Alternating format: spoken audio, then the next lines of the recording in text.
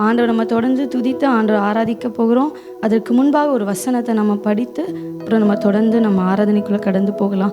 ஏசாயா 46 அதிகாரத்தில் 3 வசனமும் 4 வசனமும். ஏசாயா 46 3 4 அதில் நடுப்பகுதியிலேருந்து நம்ம மையப்பகுதியிலேருந்து படிக்கலாம். நம்ம தாயின் வயிற்றில் தோன்றது முதல் உங்களை ஏந்தி தாயின் கர்ப்பத்தில் உற்பத்தி ஆனது முதல் உங்களை தாங்கினேன்.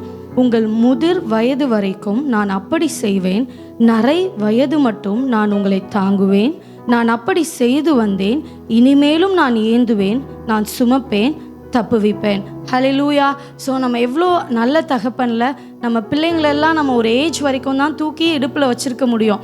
ஒரு 3 years ஆனாலே நீங்கள் நடந்து வாங்க, நடக்க ஆரம்பித்தாலே நடந்து வாங்கன்னு சொல்லுவோம். ஆனால் ஆண்டவர் நம்மளை முதிர் வயது வரைக்கும் ஏந்தி தாங்கி தப்புவித்து சுமந்து செல்லுகிற நல்ல தகப்பனை கரங்களை தட்டி, தாயின் வயிற்றில் தோன்றின நாள் முதல் என்னை ஏந்தி சுமந்து காத்த தேவனே அப்படின்னு சொல்லி ஆண்டவர் உற்சாகமாக கரங்களை தட்டி நம்ம ஆராதிக்கலாமா?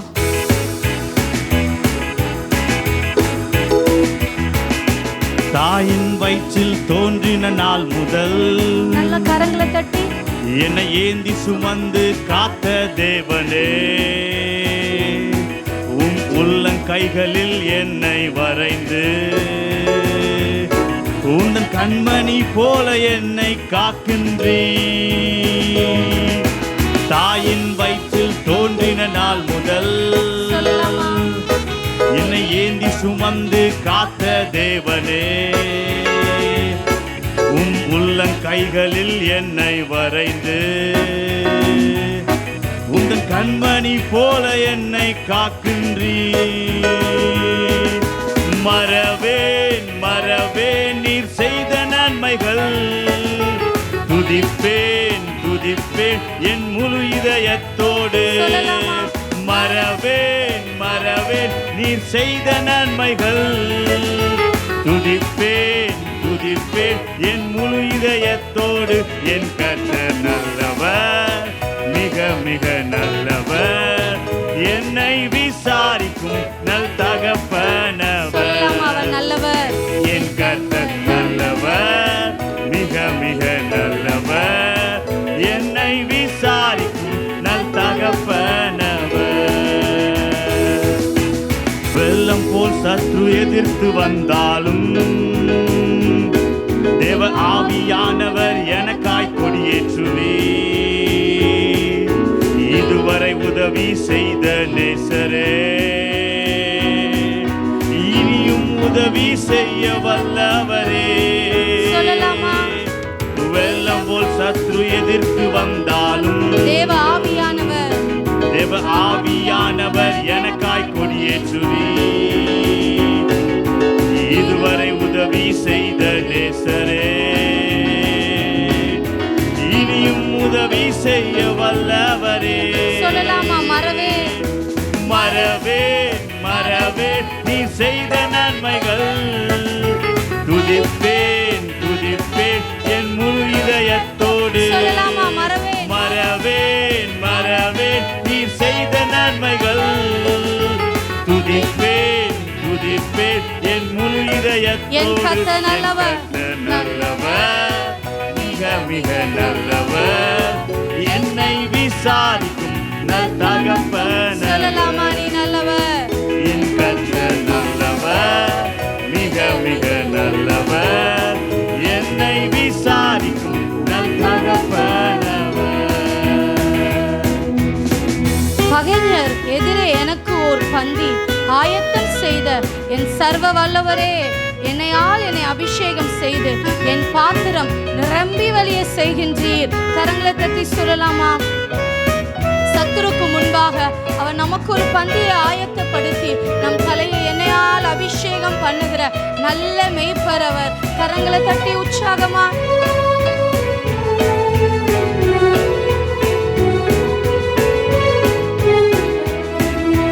பகைஞர் எதிரே எனக்கு ஓர் பந்தி ஆயத்தம் செய்த சர்வ வல்லவரே,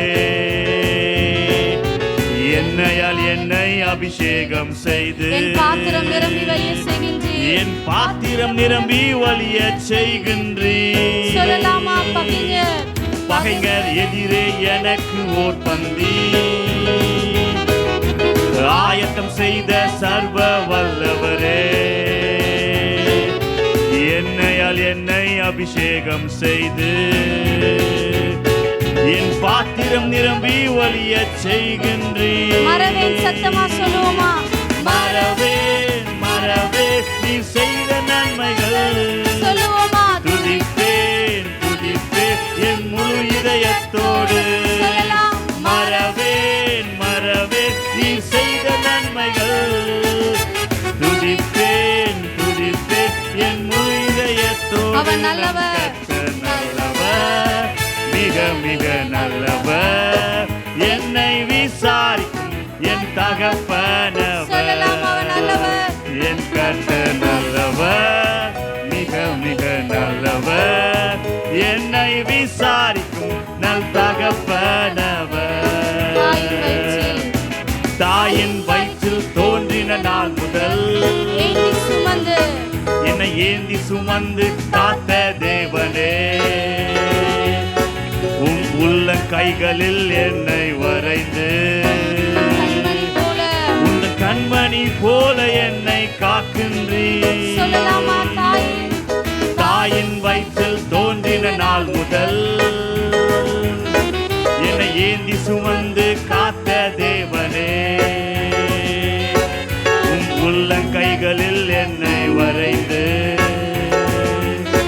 உன் கண்மணி போல என்னை கரங்கள் அசைத்து சொல்லலாமா? மறவேன் மறவேன் மறவேன் நீ செய்த நன்மைகள் துதிப்பேன் துதிப்பேன் என் முழு இதயத்தோடு. மறவேன் மறவேன் நீ செய்த நன்மைகள் துதிப்பேன் துதிப்பேன் என் முழு இதயத்தோடு. என் கர்த்தர் நல்லவர், மிக மிக நல்லவர், என்னை விசாரிக்கும் நல் தகப்பனவர். என் கர்த்தர் நல்லவர், மிக மிக நல்லவர், என்னை விசாரிக்கும் நல் தகப்பனவர். ஹல்லேலூயா. எத்தனை பேர் சொல்றீங்க ஏசப்பா எனக்கு ரொம்ப நல்லவரா இந்த ஆண்டு இருந்தாருன்னு? எத்தனை பேரால சொல்ல முடியும்? ஒருவேளை நன்மைகளை நீங்க பார்க்கல, நினைச்சது நடக்காம இருந்திருந்தாலும் அதை பார்ப்பதற்காக, அவர் குறித்ததை நம்ம வாழ்க்கையில நிறைவேற்றுவதற்காக இன்னும் நம்மளை ஜீவனோடு வைத்திருக்காரு. அவர் எவரும் நல்லவர்ல, நாம் நினைப்பதற்கும் வேண்டுவதற்கும் அதிகமாய் கிரியை செய்ய அவர் நம்ம வாழ்க்கையில வல்லவராகவும் நல்லவராகவும் இருக்கிறதுனால ஆண்டவரை கரங்களை தட்டி நம்ம ஆண்டோட நாமத்தை மகிமை, கரங்களை தட்டி உற்சாகமா ஆண்டோட நாமத்தை மகிமைப்படுத்தலாமா? ஒருவேளை சோர்ந்து போயிட்டீங்களா? இல்லை வருஷ கடைசிக்கு வந்துட்டேன், 14 days முடிஞ்சிருச்சு, ஆனா இன்னும் நினைச்சது நடக்கலையே, வாக்குத்தத்தங்கள் இன்னும் என் வாழ்க்கையில நிறைவேறலே, ஒருவேளை ஆண்டவர் என்ன மறந்துட்டாரோ, அவர் கைவிட்டுட்டாரோ, இல்லைன்னா அவர் சித்தம் இல்லாததை நான் கேட்டுட்டேனோ? 11 மாதங்களும் நிறைய வாக்குத்தத்தம் கொடுத்தாரு, ஆனா முதல் மாசம் வாக்குத்தத்தையே பார்க்கலையே ஏசப்பா, மகிமைப்படுத்துவேன்னு சொன்னீங்களே, ஆனா இன்னும் மகிமையே வாழ்க்கையில நான் பார்க்கலையே அப்படின்னு நீங்க ஒருவேளை சோர்ந்து போனீங்களா? அவர் ஒரு நாளும் அவர் நம்மளை மறக்க மாட்டார். Because he is the God who remember. நம்ம ஆண்டோட பேர் என்னன்னா, அவர் நினைவு கூறுகிற தெய்வம், நம்மளை மறந்து போபவர் அல்ல, நினைவு கூறுகிற தெய்வம். அப்படியே கரங்களை உயர்த்தி கண்களை மூடி, அப்பா அப்பா நீங்க என் மேல நினைவா இருக்கிறீங்களே, அதற்காக நன்றின்னு சொல்லுவீங்களா? ஒருவேளை ஒண்ணுமே நடக்காம இருந்திருக்கலாம், கேட்டது கிடைக்காம இருந்திருக்கலாம், இல்ல கேட்டதை விட அதிகமா ஆண்டவர் உங்களுக்கு இந்த ஆண்டுல செய்திருக்கலாம். எதுவா இருந்தாலும் கரங்களை உயர்த்தி, அப்பா நீங்க என்னை நினைவு கூறுகிற தேவன், அப்பா எங்களை நீங்க மறக்கிறவர் இல்லப்பா, தாயின் கருவில் உருவாகும் முன்னமே எங்களை முன்குறித்தீரே, எங்களை பெயர் சொல்லி அழைத்தீரே, இருளில் கிடந்த எங்களை ஆச்சரியமான ஒளிக்கு எங்களை அழைத்து கொண்டு வந்து உம்முடைய புண்ணியங்களை அறிவிக்கும்படியாக எங்களை சாட்சியா இதுவரைக்கும் நிறுத்தி இருக்கிறீரே, நன்றி டாடின்னு சொல்லலாமா? இருளில் கிடந்த நம்மளை, இருளில் கிடந்த உங்களை ஆச்சரியமான, எல்லாரும் எட்டி பார்க்கிற ஆச்சரியமான ஒளியின் இடத்துல அவர் நம்மளை அழைத்து வந்தாரே, சொல்லுவோமா? அப்பா நன்றி அப்பா, என்னை நீங்க மறவாமல் என்னை நீங்க நினைத்தீரே, நன்றி அப்பான்னு சொல்லலாமா? அவர் மறந்து போக மாட்டார், அவர் மறந்து போக ஒரு மனுஷன் அல்ல, அவர் மனமா தடுமாற ஒரு மனுபுத்திரனும் அல்ல. அவர் சொல்லியும் செய்யாதிருப்பாரோ, வசனித்தும் அவர் நிறைவேற்றாதிருப்பாரோ.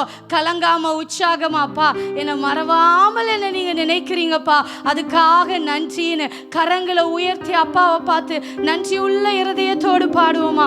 அப்பா என்னை மறவாமல் நினைத்தீரையா, உமக்கு நன்றின்னு கரங்களை உயர்த்தி அப்பாவை பார்த்து நன்றி நிறைந்த அநேக விண்ணப்பங்கள் இருக்கலாம், தேவைகள் இருக்கலாம். ஆனா அப்பாவுக்கு ஒன்னே ஒண்ணுதான் நம்ம கிட்ட தேவை, நன்றி உள்ள இருதயம். கரங்களை உயர்த்தி பாடுவோமா. என்னை மறவாமல் நினைத்தீங்களேப்பான்னு பாடுவோமா. நன்றி நன்றி ராஜா, சத்தத்தை உயர்த்தி சொல்லுவோமா.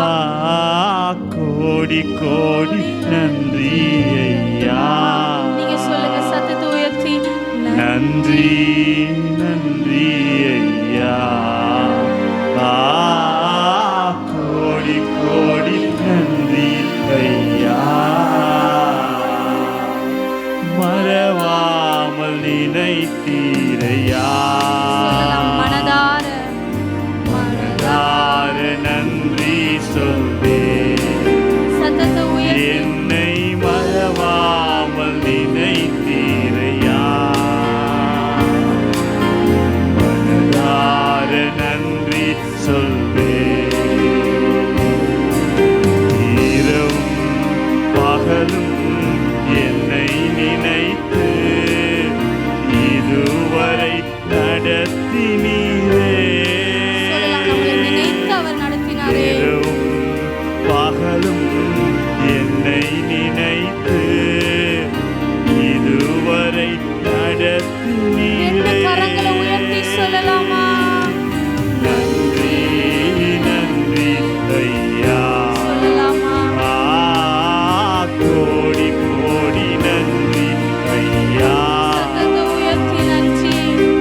நன்றி நன்றி ஐயா, கோடி கோடி நன்றி ஐயா. எபினேசர் நீர்தானையா, இதுவரை உதவி செய்தீரே, இதுவரை உதவி நீரே. எபினேசர் நீர்தானையா, இதுவரை உதவி நீரே. எல்ரோயி எல்ரோயி என்னையும் கண்டீரே, எப்படி நான் நன்றி சொல்வேன். எல்ரோயி எல்ரோயி என்னையும் கண்டீரே, எப்படி நான் நன்றி சொல்வேன். நன்றி நன்றி ஐயா, கோடி கோடி நன்றி ஐயா. நன்றி நன்றி ஐயா, கோடி கோடி நன்றி ஐயா. பலவீன நேரங்களில் பலன் தந்தீரையா, சுகமானேன் சுகமானேன், தழும்புகளால் சுகமானேன், என் குடும்ப மருத்துவர் நீரேன்னு சொல்லி பாடுவோமா. இந்த ஆண்டுல எவ்வளவு பலவீனங்கள், நடக்கவே முடியாது நிற்கவே முடியாது நினைத்த நாட்கள் உண்டு, நடக்க வைத்தாரே. நடக்க முடியாதுன்னு நினைக்கிற இடத்துல ஓட வச்சாரு ஆண்டவரு. நன்றி சொல்லுவோமா. அப்பா இதுக்கு மேல என்னால நிற்கவே முடியாது நினைத்த இடங்களிலெல்லாம் கிருபை கொடுத்து, என் கிருபை உனக்கு போதும், உன் பலவீனத்துல என் பலன் பூரணமாய் விளங்கும் என்று சொல்லி கிருபை கொடுத்தாரே. அந்த நல்ல தகப்பனை பார்த்து செய்த நன்மைக்காக நன்றி செலுத்துவோமா. பலவீன நேரங்களில் பலன் தந்தீரையா, பலவீன நேரங்களில் வழியெல்லாம் மேற்கொள்ள உதவி செய்தீரையா. சுகமானேன் சுகமானேன் தழும்புகளால் சுகமானேன், மருத்துவரப்பா, குடும்ப மருத்துவர் நீரே. ஆத்துமால சுகம் பெற்று இருக்கிறேன்ப்பா. சுகமானேன் சுகமானேன் தழும்புகளால் சுகமானேன் என் குடும்ப மருத்துவர் ரெண்டு நீரே. கரங்களை உயர்த்தி அசைத்து நன்றி நன்றி ஐயா. கோடி கோடி நன்றி ஐயா. சொல்லலாமா? நன்றி நன்றி நன்றி ஐயா. கோடி கோடி நன்றி ஐயா. தடைகளை உடைத்தீரையா, தள்ளாட விடவில்லையே. சோர்ந்து போன நேரமெல்லாம் தூக்கி என்னை சுமந்து வாக்கு தந்து தேற்றினீரே. சொல்லுவோமா? பா, சோர்ந்து போனேன், இந்த கப்பல் பிரயாணத்துல நான் கரை சேருவேனா, இந்த புயலும் காற்றும் அடுக்கிற மத்தியில நான் கரை சேருவேனாப்பான்னு சோர்ந்து போனேன். ஆனா வாக்கு கொடுத்தீரே அப்பா, வாக்கு தத்தம் பண்ணினீரே, எனக்கு சொன்னபடியே நடக்கும்னு சொன்னீரே. நீ ராயனுக்கு முன்பாக நிப்பான்று சொன்னீரே. அதே போல அவர் கரை சேர்த்தாரே. அந்த பவுலுக்கு வாக்கு தத்தம் பண்ணின தேவன் தான் இன்றும் நம்ம மத்தியில ஜீவனோடு இருக்கார். நாமும் கரை சேருவோம். அதனால சோர்வெல்லாம் தள்ளி வச்சுட்டப்பா, நான் கரை சேருவேன்ப்பா, வாக்கு தத்தம் நிறைவேறும்பான்னு சொல்லி அப்பாவை பார்த்து நன்றி உள்ள இருதயத்தோட பாடுவோமா? தடைகளை உடைத்தீரையா, தள்ளாட விடவில்லையே. தடைகளை உடைத்தீரையா, தள்ளாட விடவில்லையே. சோர்ந்து போன நேரமெல்லாம் தூக்கி என்னை சுமந்து வாக்கு தந்து தேற்றினீரே. அவர் வாக்கு தத்தம் நம்மளை தூக்கி சுமந்ததல்லவா? சோர்ந்து போன நேரமெல்லாம் தூக்கி என்னை சுமந்து வாக்கு தந்து தேற்றினீரே. கரங்களை உயர்த்தி சொல்லுவோமா? நன்றி நன்றி ஐயா. கோடி கோடி நன்றி ஐயா. சத்தத்தை உயர்த்தி நன்றி நன்றி ஐயா. கோடி கோடி நன்றி ஐயா. மறவாமல் நினைக்கிறையா, மறவாமல் நினைத்தீரையா. மனதார மனதார நன்றி சொல்வேன். சொல்லலாமா? மறவாமல் என்னை மறவாமல் நினைத்தீரையா. மனதார நன்றி சொல்வேன். இரவும் பகலும் என்னை நினைத்து இதுவரை நடத்தினீர். இதுவரை நடத்தினீரே. இரவும் பகலும் என்னை நினைத்து இதுவரை நடத்தினீரே. சத்தமா நன்றி. நன்றி நன்றி ஐயா. கோடி கோடி நன்றி ஐயா. நன்றி நன்றி ஐயா. கோடி கோடி நன்றி. கரங்களை உயர்த்தி சொல்லுவோமா? நீங்க சத்தத்தை உயர்த்தி நன்றி. நன்றி நன்றி ஐயா. கோடி கோடி நன்றி ஐயா. கரங்களை உயர்த்தி அப்பா நன்றி டாடி. அப்பா எங்களை நினைவு கூறுகிறவரே நன்றின்னு சொல்லுவோமா? கோடி கோடி நன்றி அப்பா அப்படியே நன்றி செலுத்துவோம் அப்பா. ஆண்டவரே, இந்த நாளில ஆண்டவரே, சிறு பிள்ளைகள், வாலிப பிள்ளைகள் மற்றும் ஆண்டவரே பெரியவர்கள் எல்லோர் மேலும் மாம்சமான யாவர் மேலும் என் ஆவியை ஊற்றுவேன் என்று சொன்னீரே. அப்பா, அந்த அபிஷேகம் உம்முடைய பிள்ளைகள் ஒவ்வொருவர் மேலும் ஊற்றப்படுவதாக. ஒவ்வொருவர் மேலும் உம்முடைய அபிஷேகத்தின் வல்லமை ஹல்லேலூயா ஒருவரை நிரப்புவதாக.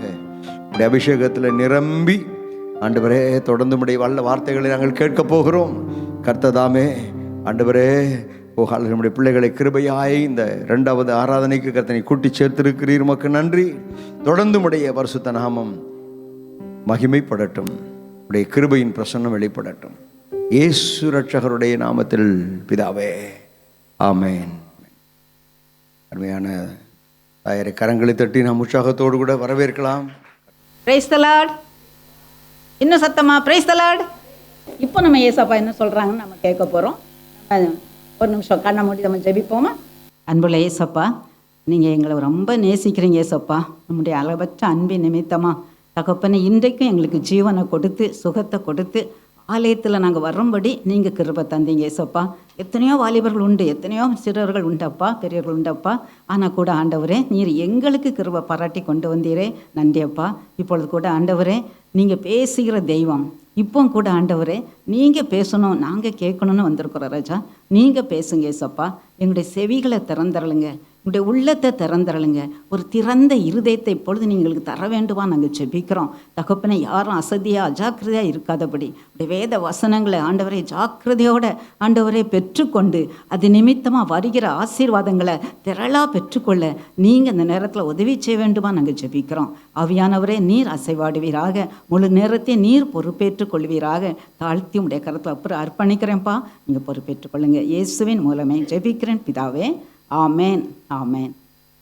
எந்த ப்ரேயர் சொன்னாலும் ஆமேன் சொல்லணும், தெரியுமா? இங்கே சத்தமே வர மாட்டேங்குது. ஆமேன் ஆமன் என்னது? அப்படியே ஆக கடவுது. ஆண்டவரே ஆசீர்வதிங்க, இன்னும் ஆமன் சொன்ன என்னது? அப்படியே ஆக கடவுதுன்னு அர்த்தம். சரியா? யாருக்கெல்லாம் ஆசீர்வாதம் வேண்டாமோ அவங்கெல்லாம் வேண்டியதை சொல்ல வேண்டியதில்லை. புரியுதா? அதனால் இனிமே ஜோவெல்லாம் பண்ணும்போது என்ன செய்யணும்? ஆமேன் சொல்லணும். சரியாம்மா? ரைட். சரி, வாக்குத்தத்த வசனம் சொல்லுங்கள் பார்க்கலாம். யார் சொல்கிறா? ரைட், எழுவுமா. அவள் தான் முதல்ல கைவற்றினா. யார்? சொல்லு. Very good. கை தட்டுங்க அவளுக்கு எல்லாரும். உனக்கு ஒரு ப்ரைஸ் உண்டு, என்ன ப்ரைஸ் கொடுத்துரும். எல்லாருமே படிச்சுட்டு வந்திருக்கீங்களா? Right, very good. சரி, அது அப்புறம் நம்ம கேட்போம். சரியா? சரி, இது யார் சொன்னது? பவுல் சொன்னார் இல்லையா? பவுல் என்ன சொல்கிறாரு? என்கிட்ட சொன்னபடியே நடக்கும். அப்போ அவர்கிட்ட யார் சொன்னது? ஏசப்பா சொன்னாங்க இல்லையா? இப்போ ஏசப்பா என்ன செஞ்சுருக்காங்க? பவுல்கிட்ட பேசியிருக்காங்க. அப்படி தானே அர்த்தம்? பேசியிருக்காங்களா?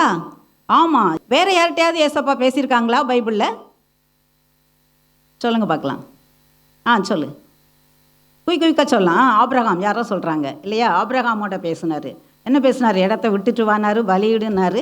அது மட்டும் இல்லை, ஆபிரகாம்கிட்ட சொல்லும்போது என்ன சொல்லப்பட்டிருக்குன்னா, அவர்கிட்ட என்ன செஞ்சாராம்? ஒரு நண்பனை போல பேசினாராம். சோதோமுக்கு நான் செய்ய போகிற அழிவை நம்மகிட்ட சொல்லாமல் இருப்பேனோ மறைப்பேனோ அப்படின்னு ஆபிரகாம்கிட்ட பேசினார். வேற யார்கிட்ட பேசினார்?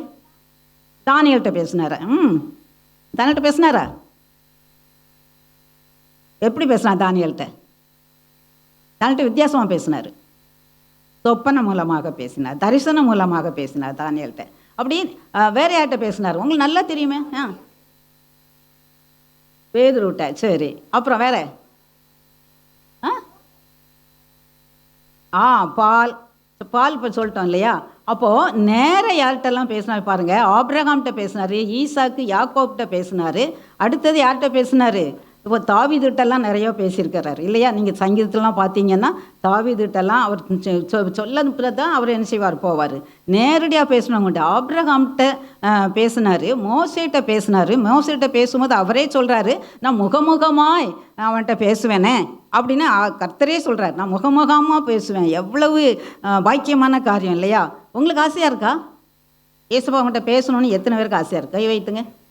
ரைட்டு. முகமுகமாக பார்க்கணும் நமக்கு ஆசை இல்லையா? நம்ம ஆசைப்பட்டனா கர்த்தர் நினைச்சுவார், நிறைவேற்றுவார். முகமுகமாக பேசுகிறாரு. அப்புறம் தரிசனங்கள் மூலமாக பேசுகிறாரு. தரிசனங்கள் யாருக்கெல்லாம் கொடுத்தாரு? தானியலுக்கு தரிசனம் கொடுத்தாரு. எசேக்கியேல், எரேமியா, ஏசாயா போன்ற தீர்க்க தரிசிகளுக்கெல்லாம் தரிசனங்கள் கொடுத்தாரு. தரிசனம் பேசினார். அடுத்து சொப்பனங்கள் மூலமாக பேசினார். சொப்பனங்கள் யோசேப்பு, நேபுகாத் நேச்சார், பார்வோன், இவங்களுக்கெல்லாம் சொப்பனம் கொடுத்தார். சொப்பனம் மூலமாக பேசினார். இன்றைக்கு கர்த்தர் நம்மளோட பேசுகிறார். எப்படி பேசுகிறாரு? பேசுகிறாரா பேசலையா? இது வரைக்கும் பேசியிருக்காரா? எப்படி பேசியிருக்காரு சொல்லுங்கள். எலும்பி குட், கரெக்ட் தான். சொல்லு. பைபிள் மூலமாக. Very good. பைபிள் வசனம் மூலமாக இன்றைக்கி நம்மகிட்ட பேசுகிறாரு இல்லையா? நம்மகிட்ட ஒருவேளை நேராக முகமுகமாக ஆபிரகாம்கிட்ட பேசுன மாதிரியோ இல்லை மோசேட்ட பேசுகிற மாதிரியோ நண்பன்கிட்ட பேசுகிற மாதிரி ஆபிரகாம்கிட்டையோ பேசாமல் இருக்கலாம். ஆனால் நீங்கள் ஆலயத்துக்கு வர்றீங்க, எதுக்கு வர்றீங்க? ஆலயத்துக்கு எதுக்கு வர்றீங்க? ஏசப்பாவுடைய வார்த்தையை கேட்க. பரவாயில்லையா? Very good. எத்தனை பேர் ஏசப்பா வார்த்தையை கேட்க வர்றீங்க உண்மையாகவே? Very good. சரி, ஏசப்பா வார்த்தையை கேட்க நம்ம வர்றோம், அப்படி தானே? வார்த்தை எங்கே இருக்குது? வேதத்தில் இருக்குது, சரியா? அப்போ அந்த வேதம் எப்படி இருக்கு, என்ன செய்யுது? அப்போ நம்மகிட்ட என்ன செய்யுது? வேதம் பேசுது. வேத புஸ்தகம் என்ன புஸ்தகம்? பேசும் புஸ்தகம். வேற எந்த புஸ்தகமாவது பேசுதா? வேற எந்த புஸ்தகமாவது நீ பேசியிருக்கா? அவங்கக்கிட்ட நிறைய புஸ்தகம் வாசித்துருக்கீங்கல்ல, ஸ்கூலில் புக்ஸ் நிறையா வச்சுருக்கீங்க இல்லை? இப்போ மற்ற நாவல்ஸ் எல்லாம் வாசிக்கிறது இல்லை, ஏன்னா நமக்கு யூடியூப் இருக்கவே இருக்குது இல்லை? அதனால் இதெல்லாம் பார்ப்போம். பட் ஆனால் எந்த நியூஸ் பேப்பர் வாசிக்கிறீங்க, அதெல்லாம் உங்கள்கிட்ட பேசுதா? பேசலை. அப்போ வேத புஸ்தகம் மாத்திரம் தான் நம்மகிட்ட என்ன செய்யுது? பேசுது. பேசுனா அதில் என்ன இருக்குன்னு அர்த்தம்? யார் பேசுவா? இப்போ என்ன ஏசப்பா பேசுகிறாங்கப்பா, ஒருத்தங்க பேசுகிறாங்கன்னா அவங்கக்கிட்ட என்ன இருக்குன்னு அர்த்தம்? ஜீவன் இருக்குன்னு அர்த்தம். கரெக்டு. ஜீவன் இல்லைன்னா பேச முடியாது, அப்படி தானே? நம்ம செத்து போனப்பறம் நம்ம பேச முடியுமா? நிறைய நம்ம டெத்து வீட்டுக்கு போயிருக்கோம் இல்லையா? ஐயோ எல்லாரும் அழுவாங்க, ஐயோ ஒரு வாரத்தை சொல்ல மாட்டிங்களா, கண்ணை திறக்க மாட்டிங்களா, வாயை திறக்க மாட்டிங்களா. நானா திறப்பாங்களா? திறக்க மாட்டாங்க. அப்போ என்ன இருந்தால் தான் பேசுவோம்? ஜீவன் இருந்தால் தான் என்ன செய்ய முடியும்? நம்மளால் பேச முடியும். அப்போ வேத புஸ்தகம் என்னது? ஜீவ புஸ்தகம். ஜீவன் இருக்கிற ஒரு புஸ்தகம் என்னது? வேத புஸ்தகம். வேத புஸ்தகம் சொல்லும்போது வேதத்தினுடைய ஒவ்வொரு வார்த்தையில என்ன இருக்குது? ஜீவன் இருக்குது. வார்த்தையில் ஜீவன் இருக்குது. ஏன் இந்த வார்த்தையில் ஜீவன் இருக்குது? வேதம் சொல்லுது. எதுல? எபிரேயர் 4:12. தேவனுடைய வார்த்தையானது ஜீவனும் வல்லமை உள்ளதாயும். போதும். ஜீவனும் வல்லமையும் உள்ளது. வார்த்தை எப்படிப்பட்டது? ஜீவன் இருக்குது, அதில் வல்லமை இருக்குது. ஜீவன் இருக்குது. ஏன் ஜீவன் இருக்குது? யோவான் 1ஆம் அதிகாரத்தில் முதல் வசனமே வாசிங்க. யோவான் 1. ஆதியிலே வார்த்தை இருந்தது, அந்த வார்த்தை தேவனிடத்தில் இருந்தது, அந்த வார்த்தை தேவனாய் இருந்தது. பார்த்தீங்களா? அதுக்கப்புறம் 4வது வசனம், அவருக்குள் ஜீவன் இருந்தது, அந்த ஜீவன் மனுஷருக்கு ஒளியாய் இருந்தது. ரைட். எப்படி இந்த வேத வார்த்தையை ஜீவன் இருக்குது அப்படின்னா, இந்த வார்த்தை யாரு? வார்த்தை யாரு தானா? தேவன். ஆதியில என்ன இருந்துச்சு? வேதாகமம் இல்லை, வார்த்தை இருந்தது. எப்படி வார்த்தை இருந்தது? ஆதியாகமம் 1ஆம் அதிகாரத்தில் நீங்கள் பார்த்தீங்கன்னா தேவன் என்ன சொல்கிறாரு? எல்லாம் இருட்டாக இருக்குது, அப்படி தானே? அப்போ இருட்டாக இருக்கிறத பார்த்து என்ன சொன்னார்? வெளிச்சம் உண்டாக கடவுதுன்னு சொன்னார். வெளிச்சம் உண்டாக கடவுது. உடனே என்ன செஞ்சிட்டுது? வெளிச்சம் உண்டாயிற்று. அப்போ அந்த வார்த்தையில் என்ன இருந்துச்சுது? ஜீவன் இருந்துச்சுது, வல்லமை இருந்துச்சுது. ஆனால் சொன்ன உடனே என்ன ஆயிடுச்சுது? வெளிச்சம் உண்டாயிற்று. இப்படி ஒவ்வொரு இதாக சிருஷ்டிக்கப்பட்டதெல்லாம் உண்டாயிடுச்சுது. அப்புறம் இயேசு கிறிஸ்து காலத்தில் பாருங்கள், இயேசு கிறிஸ்து என்ன பண்ணுறாரு? எப்பத்தா சொன்னாரா? எப்பத்தானா என்ன அர்த்தம்? என்ன அர்த்தம்? திறக்கப்படுவாயாக. எது திறக்கப்படணும்? எது திறந்துச்சு? யாருக்கு? செவிடும் ஊமையுமான மனுஷனை பார்த்து என்ன சொன்னார்? எப்பத்தானார். எப்பத்தான் என்னது? திறக்கப்படுவாயாக. உடனே என்ன செஞ்சிச்சுது? திறந்துச்சு. அப்புறம் எவீரனுடைய மகா மறிச்சு போயிட்டா, செத்து போயிட்டா, 12 வயசு பிள்ளை. அவளை பார்த்து என்ன செஞ்சார்? லலிதா ஹோமினார். அப்படின்னு என்னது? எழுந்துரு அப்படின்னாரு. எழுந்துருனவன் அவன் எழுந்துட்டாளா? எழுந்துட்டா. மறித்து போனா கூட கத்திரத்துலேருந்து வார்த்தை வந்துச்சு. ஏசப்பா ஒரு வார்த்தை சொன்னார். என்னவா சொன்னார்? எழுந்துருன்னு சொன்னார். உடனே என்ன செஞ்சாங்க? அந்த அம்மா அந்த எழுந்து. லாசரு மறித்து 4 நாள் ஆச்சு, கல்லறைக்குள்ளே இருந்தார். அப்படி கல்லறைக்குள்ளே இருந்தாலும் என்ன பண்ணார்? லாசருவே வெளியே வா. வந்தாரா? வந்தார். அப்போ என்ன இருந்துச்சு? அந்த வார்த்தையில், இயேசுனுடைய வார்த்தையில் என்ன இருந்துச்சு? ஜீவன் இருந்தது, வல்லமை இருந்துச்சு. அன்றைக்கு தான் இயேசுப்பாட்ட இருந்துச்சு. இன்றைக்கி நமக்கு அந்த வார்த்தைலாம் ஜீவன் இருக்கா, வல்லமை இருக்கா அப்படிங்கிறதுக்கு நானே ஒரு பெரிய சாட்சி.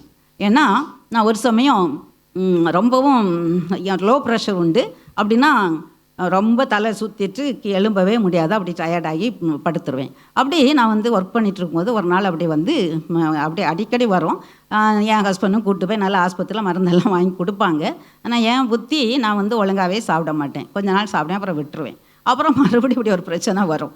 அப்போது மறுபடியும் பிரச்சனை வரும்னு சொல்லுவாங்க, உனக்கு தான் வேலை, நீ ஒன்றும் வாங்கி கொடுக்குற சாப்பிட மாட்டேன், அப்புறம் டாக்டர்கிட்ட தான் போய்கிட்டே இருக்கணும் அப்படின்னு சொல்லுவாங்க. ஸோ அதனால் இந்த தடவை நான் சொன்னேன், ஏசப்பா நான் இந்த தடவை நாங்கள் என் ஹஸ்பண்ட்டை சொல்ல போகிறதே இல்லை, அதனால் நீங்கள் என்ன செய்வீங்களோ எனக்கு ஏதாவது செய்யுங்க அப்படின்னு சொல்லிட்டு நான் அப்படியே படுத்தேன். அப்படியே தூங்கிட்டா எனக்கு அந்த இது வந்துச்சுன்னா, இந்த வீக்னஸ் வந்துச்சுன்னா எழும்பவே முடியாது. யாராவது ஏதாவது வந்து கொடுத்து கொஞ்சம் தண்ணி தடித்து ஏதாவது பண்ணால் தான் எழும்பவே முடியும். ஆனால் நான் தூங்கிட்டு இருக்கேன், திடீர்னு ஒரு சத்தம். என்ன சத்தம்? என் தழும்புகளால் குணமானீர்கள். அப்படி ஒரு சத்தமாக வந்துச்சுது, என் தழும்புகளால் குணமானீர்கள். நான் அப்படியே ஜம்ப் பண்ணி ஏறி உட்காந்துட்டேன். கட்டில் படுத்திருந்தாள், அந்த சத்தம் அந்த அவ்வளோதுல உட்காந்துட்டேன். ஏன்னா எழும்பவே முடியாது, தலையே தூக்க முடியாது. எவ்வளோ அற்புதம் பாருங்கள். ஒன்று தான் சொல்லிட்டு படுத்தேன், அப்படியே சொன்னாரா, எழும்பி அப்படியே உட்காந்துட்டேன். உட்காந்து அன்றையில் இருந்து இன்றைக்கு வரைக்கும் ப்ரெஷர் நார்மல். அந்த இதில் கொரோனாவோட 200 இருந்துச்சுது. சொன்னாங்க 200 இருக்குது அப்படின்னு. சிஸ்டர் சொல்ல, பட்டுங்க பாட்டி, சும்மா நீங்கள் சுற்றிட்டே இருக்கீங்க அப்படின்னு. என் ஹஸ்பண்டாக நான் அட்டன் பண்ணிகிட்டு இருக்கிறேன்.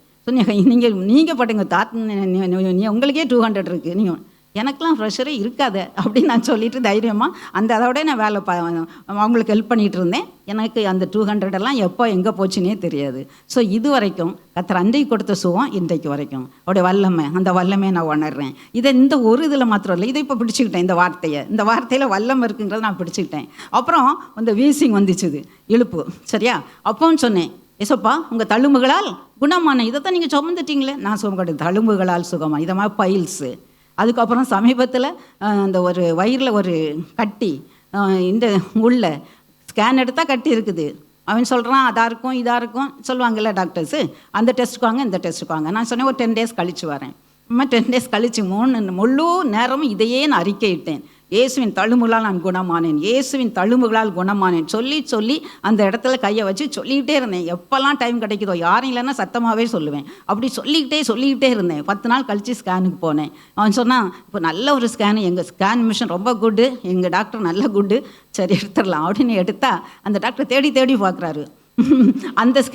அந்த ரிப்போர்ட்டையும் வச்சு சொல்கிறாரு, இது உங்கள் ஸ்கேன் தானாமா? இது என் ஸ்கேன் தான். அப்புறம் இங்கே ஒன்றும் இல்லை. ஆமாம், இருக்காது. ஏன்னா இயேசுவின் தழும்புகளால் நான் குணமானேன். அல்லேலூயா. இன்றைக்கு அந்த வார்த்தைக்கு ஜீவன் இருக்குது, வல்லமை இருக்குது. சரியா? இப்போ போன வாரத்தில் இந்த கை எல்லாத்துக்கும் நான் இப்போ அந்த ஒன்று தான். நீங்களும் அதை ப்ராக்டிஸ் பண்ணுங்க, அதுக்காக தான் நான் சொல்கிறேன். சரியா? ஜீவன் உள்ள வல்லமை உள்ள வார்த்தை கர்த்தர் நமக்கு கொடுத்துருக்குறாரு. அந்த கை ரொம்ப வலி, அதில் இந்த இடத்துல சொல்கிற ரொம்ப வலி. அது ஈஸியாக நான் வெளியே சொல்லவும் மாட்டேன், கட்டவும் மாட்டேன். ஆனால் என்ன அறியாமல் கண்ணில் கண்ணீர் வருது. அவ்வளோ தூரத்துக்கு வலி. இன்னும் தெரியல. என் பிள்ளைங்க மருமக பார்த்துட்டு, என்னம்மா ஆச்சு, ஏன் அழுறீங்க, ஏன் இருக்குது கை வலி? சரி இந்த தைலம் போடுங்கன்னு அவங்க சொல்லிட்டாங்க.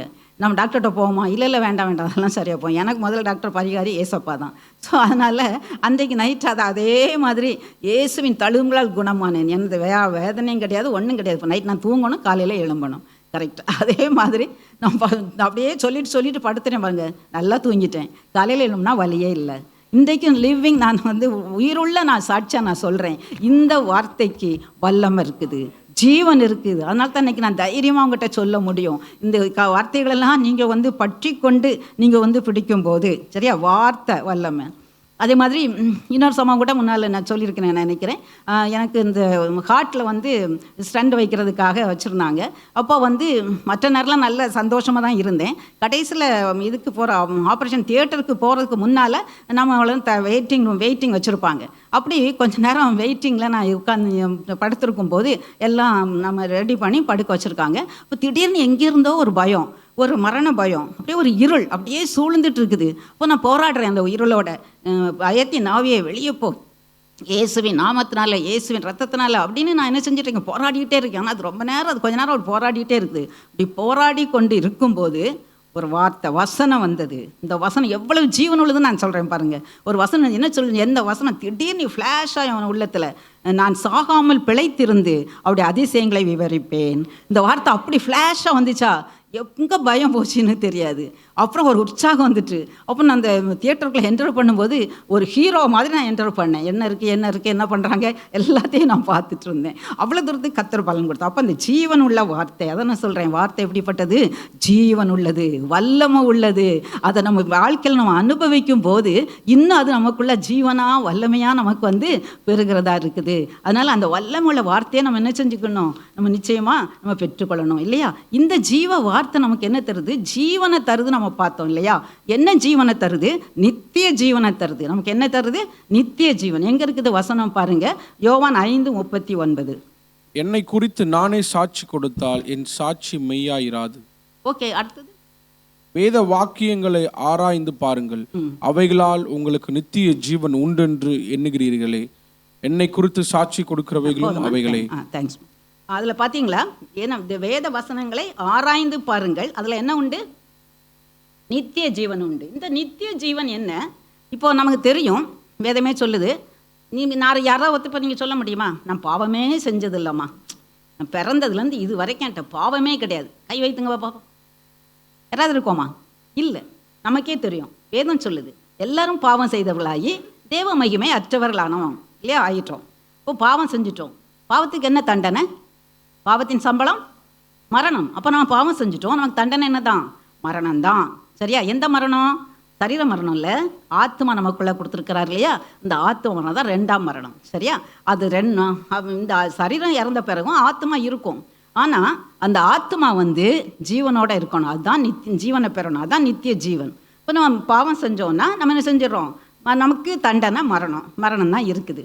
ஆனால் ஏசப்பா வந்தாங்க. எதுக்காக வந்தாங்க? இந்த மரணத்திலிருந்து நம்மளை விடுவிக்கிறதுக்காக. ஆனால் இந்த நம்முடைய பாவத்தினுடைய தண்டனையெல்லாம் அவங்க என்ன செஞ்சாங்க? நான் சுமக்கட்டும், என் பிள்ளை மரணத்துக்குள்ளே போயிடக்கூடாது, என் பிள்ளை, ஒவ்வொருத்தரையும் பேரை போட்டு என் பிள்ளை சந்திரா மரணத்துக்குள்ளே போயிடக்கூடாது, இவ இந்த ஆக்கினைக்குள்ளே போகக்கூடாது, அதனால் அவள் பாவத்துக்குள்ள தண்டனையெல்லாம் நான் சுமக்கட்டும் அப்படின்னு சொல்லி அவர் உலகத்துக்கு சிலுவையில் தன்னுடைய கொடுத்து தன்னுடைய ரத்தத்தை சிந்தி அவர் என்ன செஞ்சார்? இந்த நமக்கு பாவ மன்னிப்பை சம்பாதிச்சு தந்தார். இது எங்கே இருக்குது? வசனம் சொல்லுது, நமக்கு வார்த்தை சொல்லுது. வார்த்தை என்ன சொல்லுது? இயேசு கிறிஸ்துவோட ரத்தம் சகல பாவங்களை நீக்கி நம்மை சுத்திகரிக்கிறது. நம்ம பாவம் செய்கிறது உண்மை, நம்ம அறிஞ்சிருக்கிறோம். இயேசு கிறிஸ்துவின் ரத்தம் சகல பாவங்களை நீக்கி நம்மை சுத்திகரிக்குது. அப்போ நம்மளை என்ன செய்யுது?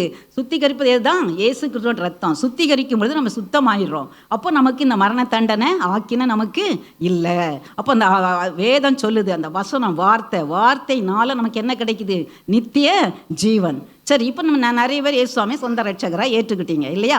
எல்லாரும் எத்தனை பேர் ஏற்றுக்கிட்டீங்க? கை வைத்துங்க பார்ப்போம். அப்போ நம்ம பாவம்லாம் கழுவி சுத்திகரிக்கப்பட்டது நிச்சயம் இருக்கா? எல்லாருக்கும். சரி, அப்போது நான் அந்த நிச்சயம் இருக்குது. இப்போ நம்ம ஆத்மா என்ன ஆயிடுச்சுது? சுத்திகரிக்கப்பட்ட நித்திய ஜீவனை பெற்றாச்சுது. ஆத்மா இப்போ ஜீவனோடு இருக்குது. இந்த ஜீவனோட இருக்கு இந்த ஆத்மா இனிமேல் என்ன செய்யணும்? அது ஏதாவது ஒன்று ஜீவனாக இருந்தால் அது என்ன செய்யணும்? செடி நட்டுறீங்க, அதுக்கு ஜீவன் இருந்தால் அது என்ன செய்யும்? வளரும். ஜீவன் இல்லைன்னா செத்து போகும் இல்லையா, வளராது. ஆமாம், அது மாதிரி நம்ம ஜீவன் இருக்குது நம்ம ஆத்மாவில். இப்போ இந்த ஆத்மா என்ன செய்யணும்? வளரணும். வளர்றதுக்கு என்ன வேணும்? அதுக்கு நம்ம என்ன செய்கிறோம்? தண்ணி ஊற்றுறோம், உரம் போடுறோம் இல்லையா? நம்மளும் வளரல, சின்ன பேபியாக இருக்கிறோம், வளர்ந்துக்கிட்டே இருக்கிறோம். நம்ம எதனால் வளர்றோம்? நமக்கு என்ன கொடுக்குறாங்க? நல்ல சாப்பாடு கொடுக்காங்களா? ஆமாம், நல்ல பால் கொடுக்காங்க, அப்படி தானே? அப்போ நம்ம ஆத்மா வளர்கிறதுக்கும் நமக்கு என்ன தேவையாக இருக்குது? போஜனம் தேவை, சாப்பாடு தேவை. அந்த சாப்பாடு எது? வேத வசனம் இல்லையா? மத்தேயு 4ஆம் அதிகாரம் 4வது வசனத்தில் இயேசுவே சொல்கிறாரு. இயேசு என்ன சொல்கிறாரு? வாசிக்கலாமா? அவர் பிரதியுத்தரமாக, மனுஷன் அப்பத்தினால் மாத்திரமே அல்லாமல் தேவனுடைய வாயிலிருந்து புறப்படுகிற ஒவ்வொரு வார்த்தையினாலும் பிழைப்பான் என்று எழுதியிருக்கிறது என்றார். அப்போ பார்த்தீங்களா, இங்கே நம்ம பார்க்குறோம், நம்முடைய ஆத்மா பிழைக்கணும்னா, ஆத்மா இன்னும் வளரணும்னா நமக்கு என்ன தேவை? போஜனம். என்ன போஜனம்? மனுஷன் எதனால் பிழைப்பான்னு சொல்லப்பட்டிருக்குது? எதனால்? வசனத்தினால, வார்த்தையினால.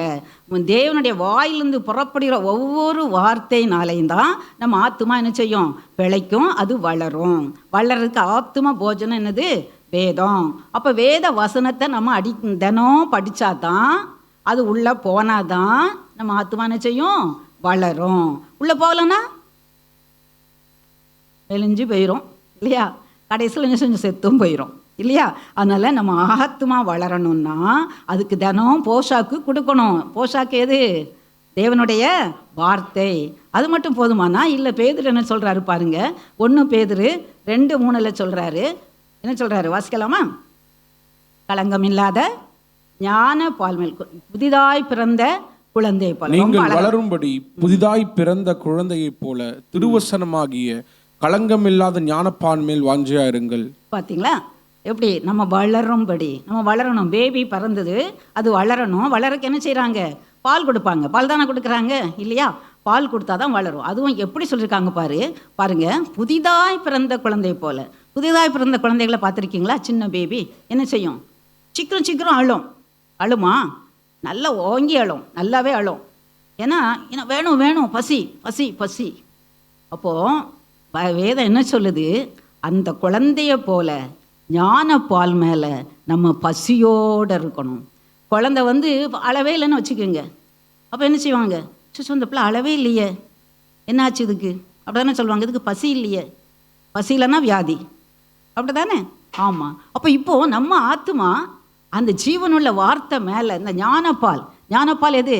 வேதவசனம் ஜீவனுள்ளதுன்னு பார்த்தோம். வேதவசனம் நம்ம ஆத்மாவை போஷிக்குது, மன்னாவா இருக்குது. அடுத்து ஜீவவசனம் என்னவா இருக்குது? பாலாக இருக்குது. அந்த வசனம் பாலாக நம்மளை வளர செய்யுது. அப்போ அந்த பாலை எப்படி குடிக்கணும்னு சொல்லப்பட்டிருக்குது? புதிதாய் வளர்கிற குழந்தையை போல. அப்படி வேதவசனம் மேலே வாஞ்சே இருக்கணும். மற்றபடி இப்போ நமக்கெல்லாம் பால் வேண்டியதில்லை இல்லையா? நம்ம என்ன செஞ்சிட்ருக்குறோம்? பாலாக குடிச்சிட்டு இருக்கிறோம் இல்லை. ஆனால் அந்த பிள்ளை கரெக்டாக கொடுக்காங்க பார்த்தீங்களா? புதிதாய் என்ன பிறந்த குழந்தை. புதிதாக குழந்தை பார்த்தீங்கன்னா அது எப்போவும் அழுதுகிட்டே இருக்கும். அம்மா கட்டாயமாக என்ன செஞ்சுட்டு அம்மா இது பால் கொடுத்துக்கிட்டே இருக்கணும்னு அது எதிர்பார்க்கும். அதை மாதிரி புதிதாய் குழந்தை போல நம்மளை இந்த ஞான பால் மேலே அவ்வளவு ஆசையாக இருக்கணும். அப்படி வாஞ்சித்து குடிக்க நம்ம என்ன செய்வோம்? பிள்ளை வளர்கிற மாதிரி நம்மளும் எதில் வளருவோம்? ஆவிக்குரிய வாழ்க்கையில் வளருவோம். சரியா? அடுத்தது இப்படி நம்ம வளர்ந்துட்டே இருக்கும்போது இப்போ நம்ம கொஞ்சம் பெருசாகிட்டோம் ஆத்துமான்னு வச்சுக்கோ. அப்போது நம்ம இப்போ நடக்கும்போது நமக்கு என்ன வேணும்? வழி தெரியணும். நடக்கிற பலன் வேணும் இல்லையா? இப்போ நடக்கும்போது என்ன வேணும்? நமக்கு வழி தெரியணும். இருட்டாக இருக்குது. இருட்டாக இருந்தாங்க என்ன வேணும்? வெளிச்சம் வேணும் இல்லையா? அப்போ அந்த ஆத்மா நடக்கிறதுக்கு, சரியான பாதையில் நடக்கிறதுக்கு இந்த வேத வசனம் என்னவா இருக்குது? கால்களுக்கு தீபமும் பாதைக்கு வெளிச்சமாக இருக்கிறது. எங்கே இருக்குது? சங்கீதம் 119 105 பாருங்கள். பாதைக்கு அது என்னவா இருக்குது? வெளிச்சமாக இருக்குது. கால்களுக்கு தீபமாக இருக்குது. ஏன்னா உலகம் இருட்டாக இருக்குது. நம்ம இந்த உலகத்தில் இந்த ஆத்துமா இப்போ எங்கே இருக்குது? உலகத்தில் இருக்குது. உலகம் எப்படிப்பட்ட உலகம்? பொல்லாத உலகம் இல்லையா? உலகம் எப்படிப்பட்ட? ரொம்ப நல்ல உலகமா? நல்லதெல்லாம் செய்தா இல்லை. உலகம் எப்படிப்பட்டது தான்? பொல்லாத உலகம். அந்த பொல்லாத உலகம்னா இருட்டான உலகம்னு அர்த்தம். இருட்டாக இருக்குது. அந்த இருட்டில் நம்ம நடக்கணும் இல்லையா? யார் நல்லவங்க, யார் கெட்டவங்க, எது சரி, எது தப்பு, இதெல்லாம் நமக்கு தெரியாது இல்லையா? அதெல்லாம் தெரியணும்னா நம்ம என்ன செய்யணும்? நமக்கு வெளிச்சம் வேணும். இருளில் நம்ம நடக்கிறதுக்கு என்ன வேணும்? வெளிச்சம் வேணும். விசேஷமாக வாலிப பிள்ளைங்க, நீங்கள் படிக்கிற இடத்துலனாலும் சரி, வேலை பார்க்குற இடத்துலனாலும் சரி, உங்களுக்கு நிறைய இருள் இருக்குது. சுற்றி இருக்கிறவங்களாம் என்ன சொல்லுவாங்க? எல்லாம் நல்ல சீரியலை பார்த்துட்டு அதை கதை அடிப்பாங்க. ஒவ்வொரு ஆக்ட்ரஸை பற்றி பேசுவாங்க. ஒவ்வொரு தவறான இந்த மற்ற காரியங்கள் தவறான உறவுகளை பற்றி பேசுவாங்க. நம்ம சுற்றி உட்காந்து பேசுவாங்க. அப்போ நம்ம அதில் இன்வால்வ் ஆகலைன்னா நம்மளை ஒதுக்கி தள்ளிடுவாங்க. இப்படிப்பட்ட சோதனைகள் உங்களுக்கு நிறைய வரும் இல்லையா? இதை மாதிரி நீ ஒன்றுலேயும் சேரலைன்னா உன்னை குறித்து யார்கிட்ட? பாஸுக்கிட்ட போட்டு கொடுப்பாங்க. சில பாஸே சில தவறான காரியங்களுக்கு நம்ம அவங்களோட போய் பார்ட்டியில் கலந்துக்கிடலை, அவங்களோட போய் நைட்டு டின்னருக்கெல்லாம் போகலை அப்படின்னா அவங்க கூட நம்ம ப்ரமோஷனை கட் பண்ணுவோம் அப்படின்னு சொல்லுவாங்க. இப்படிலாம் இன்றைக்கு இந்த பொல்லாத உலகம் உங்களை சூழ்ந்து இருக்குது. இந்த பொல்லாத உலகத்தில், இது இருள் நிறைந்த இந்த உலகத்தில் உங்களுக்கு சரியான வழி. அப்போ நான் என்ன செய்கிறது? நான் பாஸை பகைக்கவா? இல்லைனா என்னுடைய ஃப்ரெண்டு நான் இதெல்லாம் அவங்க சொல்கிறமெல்லாம் நான் செய்யலைன்னா என்ன ஒதுக்கிடுவாங்களே, அப்போ நான் அவங்க சொல்கிறபடி நான் செய்யவா அப்படின்னு உனக்கு ஒரு தடுமாற்றம், ஒரு இருள் இருக்கும் உன்னுடைய வாழ்க்கையில். அப்படி இருள் இருக்கும்போது எது உனக்கு ஒளியாக இருக்குது? வழிகாட்டுது. வேதம் உனக்கு வழிகாட்டுது. அப்போ இருளில் நமக்கு என்ன செய்யுது? நடக்கிறது நம்முடைய வழியை காட்டுறது எதுவாக இருக்குது? வேதம். அப்போ உடனே நீ வேதம் உனக்குள்ள இதை இருந்துச்சுதுன்னா உடனே உனக்கு வேதவசனம் வரும். என்ன வரும்? வாலிபன் தன் வழியை எதினால் சுத்துவான் அப்படியே உங்களுடைய வசனத்தினால தானே. ஏசப்பா உங்கள் வசனத்தை அனுப்பி என்ன காப்பாற்றிருங்க. இந்த சூழலில் கத்த நல்ல ஞானம் தருவார். அந்த நேரத்தில் அதை அவாய்ட் பண்ணுறதுக்கு, அந்த சூழ்நிலையை அவாய்ட் பண்ணுறதுக்கு உனக்கு கத்துற அந்த நேரத்தில் நீ வேதத்தை படிச்சிருக்கும் போது அந்த ஞானத்தை தருவார். அதான் வேதம் என்ன இருக்குது? பேதைகளுக்கு ஞானத்தை கொடுக்குது. பேதைகளுக்கு எங்கே ஞானத்தை கொடுக்குது பாருங்க. 19ஆம் சங்கீதம் 7வது வசனம். பேதையை ஞானியாக்குகிறது. பேதையை ஞானி ஆக்குது. பார்த்தீங்களா? அப்போ நீங்கள் அப்படி திண்டாடி இருப்பீங்க, இந்த சூழ்நிலையை எப்படி நான் மேனேஜ் பண்ணுறது. இதே மாதிரி ஏதாவது உன்னுடைய கேரியரில் உள்ள ப்ராப்ளம் கூட, உன்னுடைய நான் போய்கிட்டு இருக்கிற வாழ்க்கையில் ஏதாவது பிரச்சனை வந்தால் கூட அதை மேற்கொள்கிறதுக்கு உனக்கு என்ன வேணும்? கட்டாயமா ஞானம் வேணும். ஞானம் எது கொடுக்குது? பேதையை ஞானி ஆக்குவது எதுதான்? வேதாகமம். ஆபிரகாம் லிங்கன் பாருங்கள், அவர் ஒரு மரம் வெட்டி தான் இல்லையா? நீங்கள் தெரிஞ்சிருப்பீங்க. ரொம்ப புவரான, ரொம்ப கஷ்டப்பட்ட குடும்பம், ரொம்ப படிக்கலாம் முடியலை. அவர் ஸ்ட்ரீட் லைட்டில் தான் உட்காந்து படிப்பார். ஆனால் அவங்க பாட்டிம்மா என்ன செஞ்சுருந்தாங்க, ஒரு பைபிள் கொடுத்துருந்தாங்க. சொன்னாங்க, நீ எப்போவும் இந்த பைபிளை மாத்திரம் வாசிக்க விட்டுறாத அப்படின்னு. இவர் மரம் வெட்டுவார். மரம் வெட்டிட்டு உட்காந்து நல்லா உட்காந்து களைப்பாக இருக்கும் போதெல்லாம் இந்த வேதத்தை எடுத்து வாசிப்பாராம். வாசித்து அவருக்கு அந்த அறிவு ஞானம் பெருக ஆரம்பிச்சுது. ஞானம் பெருக ஆரம்பிச்சனால அந்த ஏரியாவில் உள்ளதுக்கு சேர்மன் இதுக்கு போட்டி போட்டார். அதில் வெற்றி 2 முறை தோற்றுட்டார். அப்புறம் மறுபடியும் என்ன செஞ்சார்? வெற்றி பெற்றார். அப்படியே ஒவ்வொன்றா படிப்படியாக வெற்றி பெற்று கடைசியில் உங்களுக்கு தெரியும், அவர் என்ன ஆயிட்டார்? அமெரிக்க ஐக்கிய நாட்டுக்கே பிரசிடெண்ட் ஆயிட்டார். வெறும் மரம் வெட்டி. அவர் ஸ்கூல் போக சான்ஸ் கிடைக்கல. வெறும் தெருவிளக்கில் உட்காந்து படித்தார். சரியா? அவரை ஞானி ஆக்குனது எது? வேதம். விளையாட்டு இல்லைம்மா, உண்மை. சரியா? உண்மை நடந்தது. ஸோ நீங்கள் கூட எனக்கு படிப்பு வரலை, ஞானம் இல்லை, எனக்கு கஷ்டமாக இருக்குது, புரியலை அப்படிலாம் நீங்கள் நினச்சிங்கன்னா வேதத்தை படிங்க.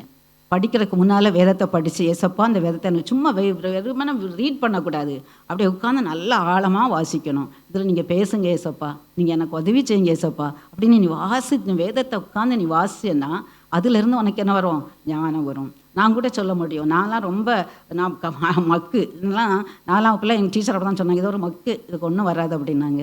அந்த பட்டம் தான் எனக்கு. ஆனால் பாருங்கள், ஏசப்பாவை என்றைக்கு நான் ஏற்றுக்கிட்டனோ, அவரை பிடிச்சோனோ. ஆனால் அப்போல்லாம் நான் ஏசப்பா சொந்த ரட்சரை கூட ஏற்றுக்கொள்ளலை. ஆனால் எங்கள் அம்மாவுடைய கண்டிப்பு, எங்கள் அம்மா என்ன வேதத்தை ரொம்ப படிக்க சொல்லுவாங்க. சண்டேலாம் நான் உங்களுக்கு முன்னமே சொல்லியிருக்கிறேன், ஒரு சங்கீதம் ஒப்பிக்கலான்னா அந்த அந்த கல் உப்பை போட்டு அதில் முட்டு போட்டு நின்று ஒப்பிக்கிற வரைக்கும் நிற்க சொல்லுவாங்க. அன்றைக்கு அது கஷ்டமாக இருந்தது. ஆனால் இன்றைக்கு பாருங்கள், நான் இப்போ நினைக்கிறேன், எனக்கு 8 இயர்ஸ். ஆனால் நிறைய சில காரியங்கள் டப்புன்னு மறந்துடும், பேர்கள் விசேஷமாக மறந்துடும். ஆனால் அந்த வேத வசனம் மாத்திரம் மறக்கிறதே இல்லை. கர்த்தருக்கு ஸ்தோத்திரம் பாருங்க. ஏன்னா அது ஜீவன் உள்ளது. அன்னைக்கு எங்கள் அம்மா போட்டது. அன்றையில் இருந்து ஒரு நாளும் பைபிள் படிக்காமல் நான் போகக்கூடாது, அப்படிலாம் பண்ணது. சமீபத்தில் கூட ஒரு சாட்சியை கேட்டேன். நீங்கள் இந்த பிளஸ்ஸிங் டிவி பிளஸ்ஸிங்கில் உள்ள ஸ்டான்லி, அவரை பற்றி நீங்கள் கேள்விப்பட்டிருப்பீங்க, அப்படி தானே? கேள்விப்பட்டிருக்கீங்களா? யூத்து, பிளஸ்ஸிங் யூத்து மினிஸ்ட்ரின்னு. அவர் நல்லா படித்தவர், நல்ல மினிஸ்ட்ரி செஞ்சிட்ருக்கிறாரு. அவருடைய சாட்சி அன்னைக்கு கேட்டேன். அப்போ சொன்னார், அவரும் நேசரத்துக்காரர் தான், எங்கள் ஊருக்கார் தான். அவருக்கும் என்ன செய்வாங்களாம், பைபிள் படித்தாதான் பிரேக்ஃபாஸ்ட்டே கொடுப்பாங்களாம். அவர் சொல்கிறாரு, சண்டே தான் ஒரு நாள் தான் எங்கள் வீட்டில் தோசையோ இட்லியோ போடுவாங்க. அந்த காலம் அப்படி தான், எங்கள் வீட்டிலலாம் கூட அப்படி தான். மற்ற நாள்லாம் பொரிக்கடலை தான். சரியா? காஃபியில் பொரிக்கடலை போட்டு சாப்பிட்டு போவோம் அந்த காலம். அப்புறம் அது மாதிரி சண்டே மட்டும்தான் பலகாரம் இருக்கும். ஸோ இட்லியோ தோசையோ பண்ணாங்களாம். இவர் தோசை பண்ணுறாங்களாம். ஸோ இவருக்கு ஒரு தம்பி, 2 பேரும் சேர்ந்து பிளேட்டை எடுத்துகிட்டு போய் நின்னாங்களாம் கிச்சனில். உடனே அம்மா தோசைலாம் எடுத்துட்டாங்களாம். அப்படி கையில் இந்த கரண்டியில் எடுத்து போட போகும்போது, நான் பைபிள் வாசிட்டியா அப்படின்னாங்களாம். இல்லைம்மா, போடு போய் பைபிள் வாசி அப்படின்னு தோசையை வச்சுட்டாங்களாம். ஸோ அவர் சொல்கிறாரு, எங்கள் அம்மா பேர் அன்பு. ஆனால் நாங்கள் நினைப்போம், அப்போது எங்கள் அம்மா அந்த அன்புன்னு பேரை வச்சுட்டு நம்மகிட்ட அன்பாகவே இல்லையே, ஒரு தோசை கூட கொடுக்க மாட்டேங்காங்களே. அன்னைக்கு நினச்சேன். ஆனால் இன்றைக்கி பாருங்கள், அவர் பைபிளில் பைபிள் ஸ்காலர். அவர் நிறைய பேருக்கு பைபிள் காலேஜ் நிறைய அதை எடுக்கிறாரு. ஸோ அன்றைக்கு எங்கள் அம்மா அந்த குடும்பம் அப்படி பண்ணதுனால தான் இன்றைக்கு நான் இப்படி ஒரு வேத பண்டிதராக இருக்கிறேன் அப்படின்னு சொன்னார். உண்மை பார்த்தீங்களா? வேதம் என்ன செய்கிறது? நம்மளை ஞானவானாக மாற்றுகிறது. வேதம் நம்மளை ஞானவானாக மாற்றுது. அதனால் எப்போ உங்களுக்கு நீங்கள் படிக்கிறதுக்கு முன்னால் எப்போல்லாம் ஞானம் உங்களுக்கு வேணும்னு நினைக்கிங்களா, எப்பவும் படிக்கணும். ஆனால் இன்னும் கொஞ்சம் படிக்கணும். சரியா? அப்படி படிக்கும்போது வேதம் என்னச்சு, நமக்கு ஞானத்தை தர்றதா இருக்குது. அடுத்தது இது மாத்திரம் பண்ணது வழிகாட்டு பாதைக்கு அது வழிகாட்டுது. எப்படி வழிகாட்டுது? இதை செய், டூ அண்ட் டோன்ட். நம்ம எல்லா இடத்துலையும் பார்ப்போம், டூ அண்ட் டோன்ட். செய்யாதே. எதை செய்? கற்பனை சொல்லுது. எதெல்லாம் செய்யணும்? ஓய்வு நாளை பரிசுத்தமாக ஆசிரி. உடைய பெற்றோருக்கு கீழ்ப்படி, இல்லையா? மேலானவர்களுக்கு கீழ்ப்படி, கணவனுக்கு கீழ்ப்படி. கீழ்ப்படி சொல்லுது மற்றவர்களை இது நன்மை செய்யி, நன்மை செய்ய திராணி இருக்கும்போது நன்மை செய்யாமல் விடாத, நன்மை அன்பு கூறு, ஒன்றை நீ நேசிக்கிற போல பிறரையும் நேசி. நமக்கு நல்லா தெரியும் கற்பனைகள். ஸோ இதெல்லாம் நீ செய்யுன்னு சொல்லுது. சிலது என்ன செய்யுது? செய்யாதன்னு சொல்லுது. என்ன செய்யாத? பகை, வைராக்கியம், வெறுப்ப வைக்காத மனசில், பொய் சொல்லாத, களவு செய்யாத, இச்சையோடு எதையும் பார்க்காத, சரியா? அவர் அம்மாவுக்கு அப்பாவுக்கு தெரியாமல் உள்ளே வச்சு செல்ஃபோனில் விளையாடாத, இல்லையா? பார்க்காத, இதெல்லாம் செய்யாதே. இதெல்லாம் வழிகாட்டி. இப்படி போ, இங்கே போகாத, சரியா? சொல்கிறது இதுதான், வேதம்தான். வேறு எந்த புஸ்தகம் உனக்கு சொல்லிக் கொடுக்காது, இல்லையா? வேறு எதுவும் சொல்லிக் கொடுக்காது. வேதம் உனக்கு என்னது? வழிகாட்டி. டூ சொல்லுது, டோன்ட் சொல்லுது. இதை மாதிரி இந்த வழியில் மாத்திரம் நம்மளை இது பண்ணலை. இன்னொரு இது கூட ஒரு இது வாசித்தேன். அதில் என்ன சொல்லியிருந்துச்சுதுன்னா, ஒருத்தர் ரொம்ப கஷ்டப்பட்டார். ரொம்ப இது பிஸ்னஸில் எல்லாம் லாஸ் ஆகி ரொம்ப கஷ்டப்பட்டு அவரும் உட்காந்து பைபிளை படிக்க ஆரம்பித்தார். படிச்சுட்டு இருக்கும்போது அவருக்கு யாக்கோபு ஒரு மனசில் ரொம்ப ஸ்ட்ராங்காக விழுந்துருச்சு. இந்த யாக்கோபு என்ன செஞ்சார்? கோலும் கையுமா போனேன், அப்புறம் என்ன செஞ்சிட்டாரு? 2 பரிவர்த்தனையோட திரும்பி வந்தேன். இன்றைக்கி என் நிலைமை அப்படி தானேயா இருக்குது, வெறும் கையாக இருக்குது. ஆனால் எப்போ நான் அந்த 2 பரிவர்த்தனையோட நான் திரும்பி வருவேன் அப்படின்னு அவர் பார்த்தாரு. இந்த யாக்கோபு என்ன பிஸ்னஸ் பண்ணார்? ஆடு பிஸ்னஸ், இல்லை, ஆட்டு மந்தை தானே வச்சுருந்தாரு. அதான் செழிச்சிச்சுது. உடனே இவருக்கு ஒரு எண்ணம் தோணிச்சுது, சரி நானும் 2 ஆட்டை வாங்கி விடட்டும் அப்படின்னு என்ன செஞ்சார்? 2 ஆடு வாங்கினார். அது 4 ஆடு ஆச்சுது. அது வந்து இப்போ பலிகி பெரிய ஆட்டு மந்தை வச்சுட்டார். இப்போ அவருக்கு நல்ல வருமானம். பார்த்தீங்களா? வேதம் வாழ கற்றுக் கொடுக்கும். நம்ம கூட எந்த இடத்துல எதை நம்ம செய்யணும், என்ன பிஸ்னஸ்ஸு, இல்லைன்னா நான் இந்த வீட்டை கட்டணுமா, இதை செய்யணுமா, மற்ற எந்த காரியத்துக்கு கூட நீங்கள் வேதத்தை கேட்டிங்கன்னா வேதம் ஜீவன் உள்ளது. அது நமக்கு விடை கொடுக்கும், கற்றுக் கொடுக்கும், சரியா? அது மாதிரி இது நம்மளை வாழ வழிகாட்டுறதா இருக்குது. இது நம்முடைய வேதம். அதான் சொல்லப்பட்டிருக்குது. சங்கீதம் 1ஆம் அதிகாரத்தில் முதல் 3 வசனத்தில் நீங்கள் பாருங்கள். இரவும் பகலும் வேதம் தியானமாக இருக்கிறவன் எப்படிப்பட்டவன்? பாக்கியவான். அவன் ஓரமாய் நடப்பட்டு தன் காலத்தில் தன் கலியை தந்து அவன் செய்வதெல்லாம் வாய்க்கும். இன்னைக்கு நமக்கு என்ன ஆசை? நான் செய்கிறதெல்லாம் வாய்க்கணும். எத்தனை பேருக்கு அந்த ஆசை இருக்குது? நான் செய்கிறதெல்லாம் வாய்க்கணும். எல்லாருக்கும் இருக்குது இல்லையா? ஆமாம். ஏதாவது ஒரு சின்ன தோல்வி வந்தால் கூட நமக்கு தாங்க முடியாது, அப்படி தானே? நான் செய்கிறதெல்லாம் வாய்க்கணும், நான் படிக்கிறேன், இதில் நல்ல ஃபஸ்ட் ரேங்க் வரணும், நான் இதில் நல்ல மார்க் எடுக்கணும், இந்த பிஸ்னஸ் செய்கிறேன், இதில் நான் டாப் ஆகணும். ஸோ நம்ம செய்கிறதுல இந்த நான் ப்ராஜெக்ட் செய்கிறேன், இதில் நான் டாப் நல்ல ஷைன் பண்ணணும். இப்படி நம்ம எல்லாம் நம்ம செய்து வாய்க்கும்னு சொல்லிக்கிறோம். நாம் செய்வதெல்லாம் வாய்க்க வேண்டும். நான் வேதம் சொல்லி கொடுக்க நமக்கு என்ன செய்யணும்? இரவும் பகலும் வேதத்தில் தியானமாக இருக்கணும். எப்படிமா இரவும் பகலும் தியானமாக இருக்கிறது? எவ்வளோ வேலை இருக்குது, என்ன எவ்வளோ படிக்க வேண்டியது இருக்குது, எவ்வளோ ஹோம்ஒர்க் இருக்குது. இதில் வச்சுட்டு நீ இரவும் பகலும் தியானம் பண்ணவா? இது தாவீது ராஜா சொல்கிறாரு. என்ன சொல்கிறாரு? இரவும் பகலும் வேதம் தான் எனக்கு என்னது? அதுவே என் தியானமாக இருக்கிறது. இரவும் பகலும் எது தியானமாக இருக்குதான்? வேதம் தியானம். இந்த சங்கீதம் 1 எழுதினவரே யார் தான்? தாவீது தான். அதான் சொல்கிறாரு, இரவும் பகலும் என்ன செஞ்சு தியானம் பண்ணால் என்னவா இருக்கும்? வாய்க்கும். நான் செய்கிறதெல்லாம் வாய்க்கும். தாவீது செஞ்சது எல்லாம் என்ன செஞ்சது? வாய்ச்சிச்சுது. எங்கேயும் போய் தோத்துட்டு வந்தான்னு சொல்லவே முடியாது. எல்லா இடத்துலையும் போது வெற்றி தான். அவர் செய்ததெல்லாம் வாய்த்தது. எல்லாத்துக்கும் டாப்பாக என்னது? இயேசு கிறிஸ்துவே அவருடைய சந்ததியில் தோன்றினார். அவர் என்ன சொல்கிறாரு? நான் வந்து தாவீதின் குமாரன் சொல்கிறதுல வெட்கப்படலை. அவ்வளோ உயர்வை பெற்றார். ஏன்னா நாள் முழுவதும் வேதம்தான் எனக்கு தியானம். அவர் ஒரு ராஜா, எவ்வளோ வேலை இருந்திருக்கும் இல்லையா? அந்த ஒரு ராஜாவுக்கு நாள் முழுசும் வேதத்தை தியானிக்க முடியும்னா ஏன் நமக்கு முடியாது? எப்படி? பைபிள் படிச்சுட்டே இருக்கணுமான்றி இல்லை. நீ பைபிளை காலையில் படிக்கிற ஒரு வாசனத்தை மனசில் வச்சுட்டு நீ போகும்போதெல்லாம் அதை யோசித்து அசை போட்டுக்கிட்டே இரு, சரியா? இந்த மாடு பார்த்துருக்கீங்களா? மாடு நீங்கள் சயின்ஸில் படிச்சிருப்பீங்க. அது அசை போடும் இல்லையா? கடைக்கடையானு புல்லை மேயும் விரட்ட வரும்போது, அப்புறம் போய் ஒரு இடத்துல படுத்துருந்து என்ன செஞ்சுட்டே இருக்கும்? அசை போட்டுக்கிட்டே இருக்கும். இதை மாதிரி படித்த வேத வசனத்தை காலையில் உட்காந்து நீ தியானம் பண்ண வேத வசனத்தை நீ என்ன செஞ்சுக்கிட்டே இரு? போகும்போது வரும்போது கிளாஸில் டீச்சர் மிஸ் நடத்துகிறாங்க, அப்போ தியானம் வேண்டியதில்லை. அதுக்கப்புறம் டீச்சர் போயிட்டு அடுத்த டீச்சர் வருவாங்க, அப்போ எல்லாம் அப்படி அடுத்த பக்கத்தில் பேசுவாங்க இல்லையா. நீ அந்த படம் பார்த்தியா, இந்த சீரியல் பார்த்தியா, இதுவா அதுவா இப்படிலாம் பேசுவாங்க. அப்போ நீ மனசில் என்ன செய்ய, அந்த வசனத்தை தியானம் பண்ணு. அப்போ மற்றவங்களை பற்றி நீ பேச மாட்டா. சரி மற்றவங்களை பற்றி கூட அந்த நேரத்தில் பேசுவாங்க. இந்த டீச்சர் பற்றியா ஒரே கிண்டல் அடிப்பீங்க டீச்சரை பற்றி இல்லையா. ஆமாம், அந்த டீச்சர் இப்படி நடப்பாங்க, இப்படி நடப்பாங்க, இப்படி பேசுவாங்க அப்படிலாம் நம்ம ஒவ்வொருத்தரும் நம்ம என்ன செய்வோம், கிண்டல் அடிப்போம். நான் கூட அடிச்சிருக்கேன். ஒரு டீச்சர் என்ன செய்வாங்கன்னா வந்துன்னு சொல்லுவாங்க, எத்தனை வந்து போட்டிருக்காங்கன்னு நாங்கள் எண்ணி வைப்போம். இதெல்லாம் ஒரு காலம் சரியா. ஆமாம், தப்பு. அது மாதிரி இப்படிலாம் நம்ம பண்ணுறதை விட்டுட்டு நம்ம என்ன செய்யணும், மனசில் தியானம் பண்ணும்போது, வேதத்தை மனசில் அப்படி தியானம் பண்ணும்போது அது உனக்கு ஞானமாக இருக்குது, அது உனக்கு ஜீவனாக இருக்குது, அது உனக்கு பலனாக இருக்குது, பாதுகாப்பாக இருக்குது. பாவத்தில் விழுந்துடவே மாட்டார். பாவத்தில் நீ விழாமல் இருக்கணும்னா, மற்றவங்க இந்த இவ்வளவு சூழ்நிலை மத்தியில் நீ பாவத்தில் விழுந்துடாமல் இருக்கணும்னா அந்த அசை போடணும். வேதத்தை நீ காலையில் படித்ததை மனசில் சொல்லிக்கிட்டே இருந்தீங்கன்னா கர்த்தர் அது மூலமாக பேசிக்கிட்டே இருப்பார். நீ சொல்ல ஆரம்பி, அதில் உள்ள அந்த தத்துவங்களெல்லாம், அதில் உள்ள மீனிங்ஸ் எல்லாம் இது வரைக்கும் நீ கேட்டிருக்க மாட்ட. அப்படி புது புது காரியங்களை உனக்கு வெளிப்படுத்துவார்.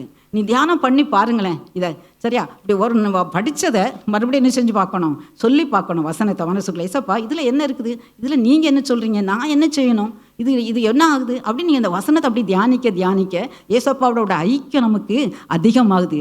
சாத்தான் நம்ம பக்கத்தில் வரவே முடியாது, பாவ சோதனை நம்மகிட்ட நெருங்க முடியாது. அதனால தான் என்ன செய்யணும் சொல்கிறாரு, கனி தந்து நம்ம இலை உதறாது. அப்போனா அவர்கிட்ட தியானமாக இருந்தால் இலை உதறாது, கனி தருவோம்.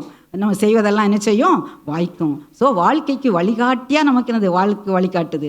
இப்போ பாரு, சத்ருவுக்கு பிடிக்காது. நீ இப்போ இதெல்லாம் படிச்சுட்டு வந்துட்டால, சத்ருக்கு பிடிக்கும்னு நினைக்க இருக்காது இல்லையா. சத்ரு ரொம்ப கோபமாக வரும், இவன் எப்படா விழத்தள்ளலாம், எந்த வகையில் விளைத்தள்ளலாம் அப்படின்னு பரிசுத்த குலைச்சலான காரியங்களை நிறைய கொண்டு வருவான். அப்போ அப்படிப்பட்ட அதை தான் நம்ம பார்த்தோம். எந்த வசனம் வாசிக்கலாம்னா எபிரேயர் 4:12 ஃபுல்லாக வாசிங்க.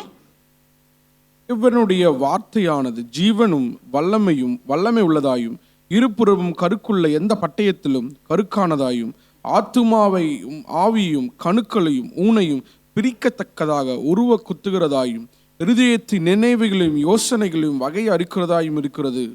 போதுமா, தேங்க்ஸ். இருதயத்தின் யோசனைகளையும் நினைவுகளையும் என்ன செய்து வகை இருக்குது வேத வசனம் சரியா. நம்ம வசனம் நம்ம மற்ற எல்லாம் வெளிப்பிரகாரமாக, ஸோ மற்றவங்க பார்த்துருவாங்கன்னு மற்றவங்க பயந்து நம்ம இருப்போம். ஆனால் யோசனையில் உங்களுக்கு தெரியும் நம்ம யோசனை எப்படி இருக்குன்னு, யாரை பற்றிலாம் நம்ம தப்பாக எண்ணியிருக்கிறோம், அசுத்தமான எண்ணங்கள்லாம் ஓடுது, யாரை பற்றியான கசப்பெல்லாம் ஓடுது, நம்ம சிந்தை நமக்கு தான் தெரியும். அந்த சிந்தையில் தான் முதல்ல சாத்தான் விதைப்பான். அதுக்கு தான் சொல்லியிருக்குது, நினைவுகளையும் யோசனைகளையும் எதுதான் நமக்கு வகையறுத்து சொல்லுது, வேதம். நீ வேதத்தை இப்படி நீ படித்து கொண்டிருந்தா அது அந்த வேதமே நமக்கு சொல்லும். நீ யோசிக்கிற பற்றியா, சிந்திக்க பற்றியா, அதுவே தப்பு இல்லையா. ஆமாம், சில சமயம் நமக்கு குடும்பத்தில் உள்ளவங்க சிலர் நமக்கு பிரியமில்லாத காரியத்தை செஞ்சுருவாங்க, அது தப்பாக தெரியும். அப்போ நம்ம அவங்ககிட்ட நேராக சொல்ல மாட்டோம். ஆனால் மனசுக்குள்ளே ஒரு வெறுப்பு, ஒரு கசப்பு, ஒரு எண்ணம், இவ அப்படி பண்ணிட்டால, இது தப்பு, இப்படி பண்ணிட்டால அப்படின்னு ஒரு மனசுக்குள்ளே ஒரு எண்ணம் இருக்கும். இந்த எண்ணம் வரும்போது நான் இதை நிறைய அனுபவிச்சிருக்கிறேன். அப்படி நான் ஓப்பனாக யார்கிட்டையும் நீங்கள் இப்படி பண்ணீங்க அப்படி பண்ண அப்படின்னு சொல்ல மாட்டேன். ஏன்னா சமாதானம் முக்கியம் அப்படின்னு நினைப்பேன். அப்போது அப்படி பண்ண மாட்டேன். ஆனால் மனசுக்குள்ளே இப்படி பண்ணிட்டாங்களே, இப்படி பண்ணிட்டாளே அப்படின்னு ஏதாவது என்ன செய்யும், அது மனசில் ஓடும். உடனே ஏசப்பான்னு சொல்லி கொடுப்பாரு, பிறரை என்ன செய்யாத, அவமதியாத. பைபிள் இருக்கா வசனம்? ஆமாம், பிறரை அவமதியாத, பிறரை குறை சொல்லாத, குறையான எண்ணம் உள்ளத்துலேயே வரக்கூடாது. உடனே நான் ஏசப்பாட்ட போய் உடனே ஜெபம் பண்ணுவேன், அழுது ஏசப்பா இந்த எண்ணத்தை எடுத்து போடுங்க. இந்த எண்ணம் நம்மளால் எடுத்து போட முடியாது, அதுதான் வேதம் சரியா. நம்மளால் எடுத்து போட முடியாது. இந்த எண்ணங்கள்லாம் உள்ளத்தில் வந்த சிந்தனையை நம்மளால் ஓவர் கம் பண்ணணும்னா அது வேத வசனத்தால் தான் என்ன செய்ய முடியும், ஓவர் கம் பண்ண முடியும். சொல்லிட்டார்ல, உன்னை போல பிறனை நேசின்ட்டாரு, உன் சத்ருவ சிநேகின்ட்டாரு, கசப்பான பகை வந்துட்ட இருக்க வேண்டான்னு சொல்லிட்டாரு. இந்த வேதவசனம்லாம் பேசும்போது ஐயோ இதெல்லாம் வந்தால் நான் ஏசப்பாவை நித்திய ஜீவனை இழந்துருவேனே, ஏசப்பாவை இழந்துருவேனே, அவருடைய பிரசன்னத்தை இழந்துருவேனே. ஸோ அந்த சிந்தனால் எனக்கு வேண்டாம் ஆண்டவரே, இதை என்னை விட்டு அகற்றி போடுங்க. நம்ம ஒரு நிமிஷத்தில் ஜெபம் பண்ணும்போது கர்த்தர் அதற்கு வெற்றியை தருவார், நிச்சயம் வெற்றியை தருவார். இதெல்லாம் என்னுடைய அனுபவத்தில் தான் நான் சொல்கிறேன் சரியா. அப்படி கர்த்தர் என்ன செய்வார், வெற்றியை தருவார். அப்போது ஒரு சத்ருவை ஜெயிக்கிறதுக்கு இதான் வேணும், ஏசப்பாவுடைய வசனம். நம்ம ஏன்னா அது சிந்தையும் சிந்தையை நமக்கு என்ன செய்கிறோம், என்ன யோசனைக்கிறோம் அப்படிங்கிறது நமக்கு வகை இருக்கிறது எதுவாக தான் இருக்குது. தப்பாக சரியானு காட்டுறது வேதமாக தான் இருக்குது. அடுத்தது இந்த சோதனைக்காரனை ஜெயித்தார். யார் ஜெயித்தா? இயேசு ஜெயித்தார். எப்படி ஜெயித்தார்? 2 அம்பு வச்சுருந்தாரு, ஈட்டி வச்சுருந்தாரு. அப்படியா? என்னாச்சு? ஒருத்தர் வாயும் திறக்க மாட்டேங்க. வார்த்தைனால தான் என்ன செஞ்சார்? ஜெயித்தார். சரியா? சாத்தானை வேற எதை வச்சு என்ன செய்ய முடியாது? ஜெயிக்க முடியாது. அவன் நேரம் முன்னால் வந்து 2 கொம்போட வந்து நின்னானா நம்ம ஒரு வேளை கம்பை வச்சு அடிக்கலாம். அப்படி வரமாட்டான். எப்படி வருவான்? சிந்தையில் வருவான் இல்லையா? ஆமாம், சிந்தையில் தான் வருவான். நீ இதை பண்ணால் நல்லா இருக்குமே, நீ விழு, நான் தாங்கிக்கிறேன், நீ புகழ் பெற்றுவ, கல்லெல்லாம் அப்பமாக்கிரு, நிறைய பேரை போஷிடுவா, நிறைய பேரும் பின்னால் வந்துடுவாங்க. இன்னைக்கு இலவசம்னு சொன்னால் நிறைய பேர் பின்னால் வர்றாங்க இல்லையா கட்சிகளில், அதை மாதிரி இல்லையா? இப்படிப்பட்ட ஐடியாலாம் அன்றைக்கி சாத்தான் கொடுத்தான். ஆனால் ஏசப்பா என்ன செஞ்சார்? ஒவ்வொன்றையும் வசனத்தின் மூலமாக என்ன செஞ்சார்? சாத்தானே அப்புறப்படுத்தினார். இதை மாதிரி நம்முடைய உள்ளத்தில் வரும்போது, நம்முடைய செயலில் வரும்போது, ஏசப்பாடைய வார்த்தைகள்னால இந்த சாத்தானை நம்ம என்ன செய்ய முடியும்? மேற்கொள்ள முடியும். சாத்தானை ஜெயிக்கணும்னா நமக்கு என்ன வேணும்? ஆவியின் பட்டயம். எபேசியர் 6:16-17 வசனத்தை வாசிக்கும்போது அதை வாசிக்கலாமா? பொல்லாங்கன் எய்யும் அக்கினியாஸ்திரங்களை எல்லாம் அவித்து போடத்தக்கதாய் எல்லாவற்றுக்கும் மேலாக விசுவாசம் என்னும் கேடகத்தை பிடித்து கொண்டவர்களாயும் நில்லுங்கள். ரட்சணையும் என்னும் தலைச்சீராவையும் வேத வசனமாகிய ஆவியின் பட்டத்தையும் எடுத்துக்கொள்ளுங்கள். பார்த்தீங்களா? இங்கே என்ன சொல்லப்பட்டிருக்கு? ஆவியின் வசனம் இல்லையா? வசனமாகிய ஆவியின் பட்டயம். அவனுக்கு எதிராக வரவன், சாத்தானுக்கு எதிராக நம்ம போகணுன்னா நம்மகிட்ட என்ன வேணும்? ஆவியின் பட்டயம். அதுதான் என்னது? வேத வசனம். அப்போ வேத வசனம் நமக்குள்ளாக இருந்தால் தான் நம்ம என்ன செய்ய முடியும்? இந்த சாத்தானை ஜெயிக்க முடியும். சாத்தான் வந்த உடனே ஏதாவது இருக்கா, எப்படி ஜெயிக்கிறது அப்படின்னு பார்த்தா என்னது? பானையில் இருந்தால் தானே அகப்பையில் வருங்கிற மாதிரி நம்ம உள்ளத்துக்குள்ளே வசனம் நிரம்பி இருந்தால் தான் அந்த வசனத்தால் என்ன செய்ய முடியும்? ஜெயிக்க முடியும். சரி, இப்போ நம்ம கசப்பு வருது, வெறுப்பு வருது, அப்போ நம்ம உடனே என்ன ஜெயிக்கணும்? ஏசப்பா என்ன செஞ்சார்? பிதாவே இவர்களுக்கு மன்னியும் சொன்னார். இந்த வசனம் நமக்கு உடனே ஞாபகம் வரணும்.